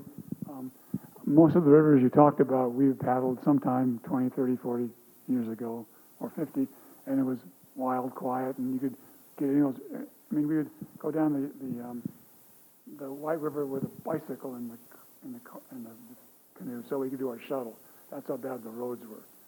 But if everybody gets to use the river, it's real challenging. And why I hate the reservation system, at least saves the environment, saves the experience. So there's got to be another way, maybe through your films, or I think, even though I don't like TV, Nova and nature is almost a better way to experience some of these things without the impact of carbon offsets, carbon from your travel. 80% of your travel to do something is your carbon footprint for that experience. So maybe your films may be a better way to experience it for those who can't do it, and those who, if they did do it, they would destroy the experience from the number of people doing it. Can you kind of just talk about that a little bit? Certainly. Thanks, John. You've mentioned some of the permits that are available in the permit systems, like for our local region, Dinosaur National Monument, or even Desolation Canyon. Both of those are operating on river management plans that were drafted in 1979. They're still operating under those. And I would argue that those 1979 plans did a pretty good job at establishing like capacity limits and, trying to preserve the resource. And then to your comment about people driving out to these places or the, soaring popularity of them, I constantly remind myself that rafting is a motorized sport. People drive out to these locations. The vast majority of boaters on the Colorado River Basin, whether it's actually in Colorado or it's not, are from Colorado. And these people are traveling to these destinations. The idea that people can experience these rivers through films is something obviously I buy into. And I'm focusing on these rivers that are typically outside of the common public place, like the Little Snake River, like the White River. The Dolores River the word's been out on the Dolores for 50 years, since the Wild and Scenic study report actually. But so people know about some of these places, but other places are not. Like the significance of the Little Snake River to the Yampa.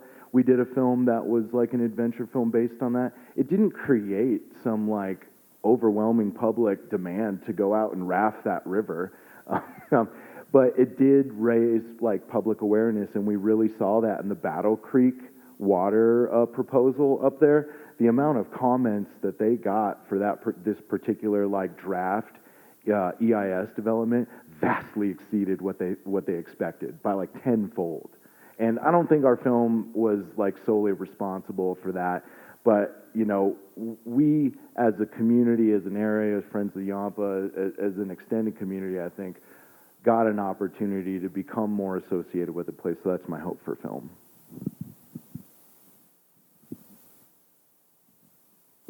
Thanks, John. Any more questions, folks? Oh, we do have some hands, but not to get in front of our moderator.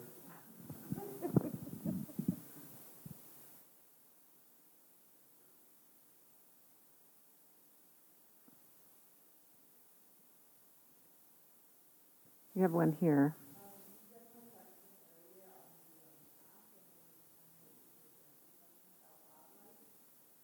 Oh.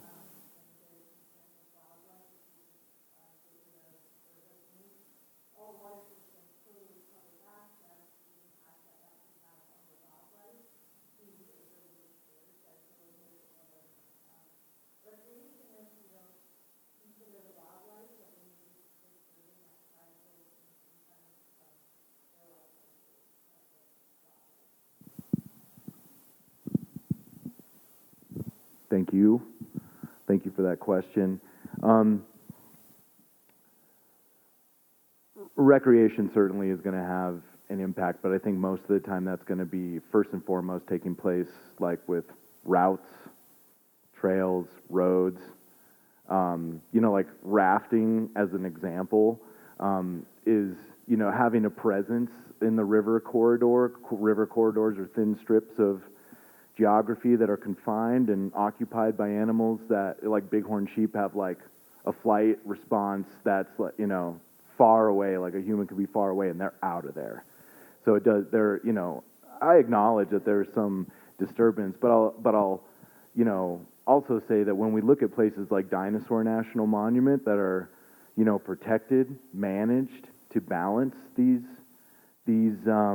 uses, including wildlife, I think we can go to Dinosaur and say without a doubt that that is a safe haven for a habitat for a spectrum of species.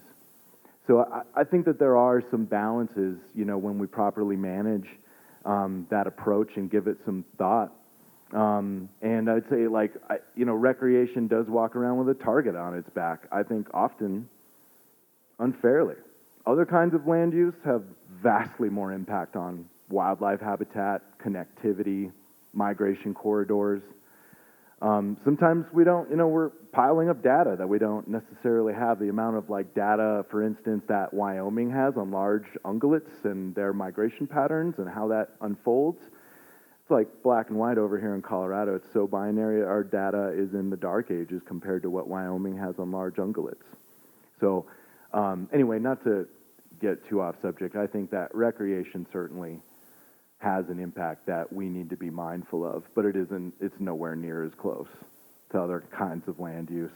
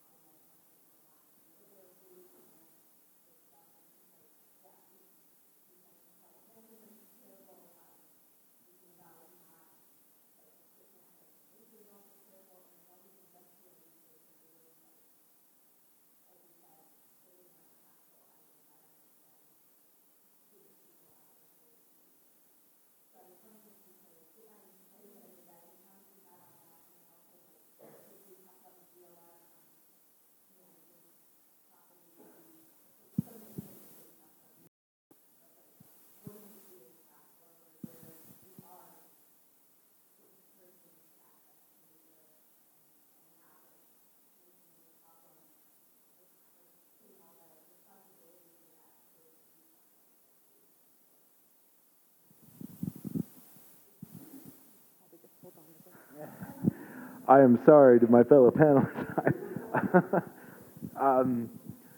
And love your guys' thoughts on this too, because it is rather I feel like universal in some ways. So maybe I'll start with some of your question in terms of recreational commitments in the BLM. Those commitments range from basic things like baseline information. How many people are using this river? They don't have the numbers. Where are big stands of cottonwoods? Where are the campsites? Where is recreation even occurring? What kind of cultural resources are present? And are they in danger by visitation, or grazing. So what kind of uses are occurring? Basic monitoring and evaluation on standard intervals. Those are kind of some of the things that we think would be easy places to start and really important places to start. So that's one of the commitments that I think like leads to a number of, once you know those things, you can make detailed management plans that actually like, all right, we know, we have an idea now where to start, we have an idea now where to go, so that's a commitment that we're really concerned about. And then could you please remind, what was the other first part of your question? Oh.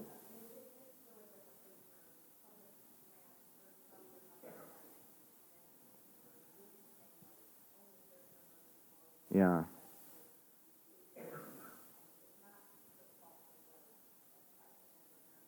Sure.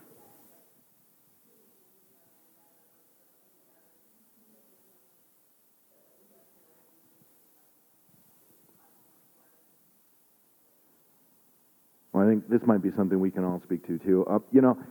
And quickly I'll say, like, this example with the White River is like a great example. Like, recreation, we've talked about it largely in terms of boating. I think recreation can take shape in almost any form. It's like you can walk down to a river and picnic next to it. That's also recreation. That's also access. Where we see like, private access occurring are in communities like Steamboat compared to like, Fort Duchesne, like on the Ute Reservation in northern Utah.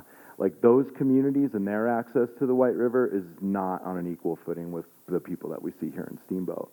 And so like, reaching to those communities or like thinking about like broad terms of access, like it's like there's so many examples of where we can improve it. But, me as an outsider to the Ute community coming in, like being like, yo, we should all go and like recreate in this place, just, isn't authentic. And also, something that in my mind makes a lot of sense, but it's just when we think about the concept of public lands applying to everybody, it just doesn't end up working the way that we would ideally think. So, hey, everybody, I am so sorry to cut this conversation off and be the wet blanket, that's the term, but we gotta stop in order to keep the field trip departure on time. So feel free to find Luke, Cody, Jessica, Kristen afterwards, ask follow-up questions. Big round of applause. Thank you all so much for your different perspectives. Thank you. We'll ask you to just stay seated for a moment or two whilst we go through some of the logistics, some of the final thanks, and then we'll set you free. Yeah. Okay, so in my notes here I have 40-minute break to mingle, LOL. Okay, so we are going to meet, if you are going to the field trip, we're going to meet in the top parking lot at 11:25. That gives everybody 8 minutes to do the following. Change clothes if you need to, hit the restrooms, fill your water bottle up, and if you are going on the field trip, there is lunch in the same place as it was yesterday over by the dining hall. So pack yourself a bagged lunch and bring it with you if you are coming on the field trip. If you're not coming on the field trip, please hold off from lunch until everybody that's going on the field trip has gotten food to make sure that those of us that will be out in the wilds have enough food. So we'll meet in the top parking lot again at 11:25 if you're going on the field trip. If you're not, these are our amazing field trip speakers. Please come and hear from them. Thank you, folks. It's been such a pleasure to have you here. And I think this cutting off of the conversation has really been typical of the whole conference. It's been great to see the quality and quantity of stuff that folks have been talking about. So a final thanks on behalf of myself, my fellow co-chairs, and the whole steering committee for coming out and being a part of this conference. Thank you. We'll do one thanks to the speakers, moderators, sponsors, organizers, everyone who's been a part. Thank you, everyone.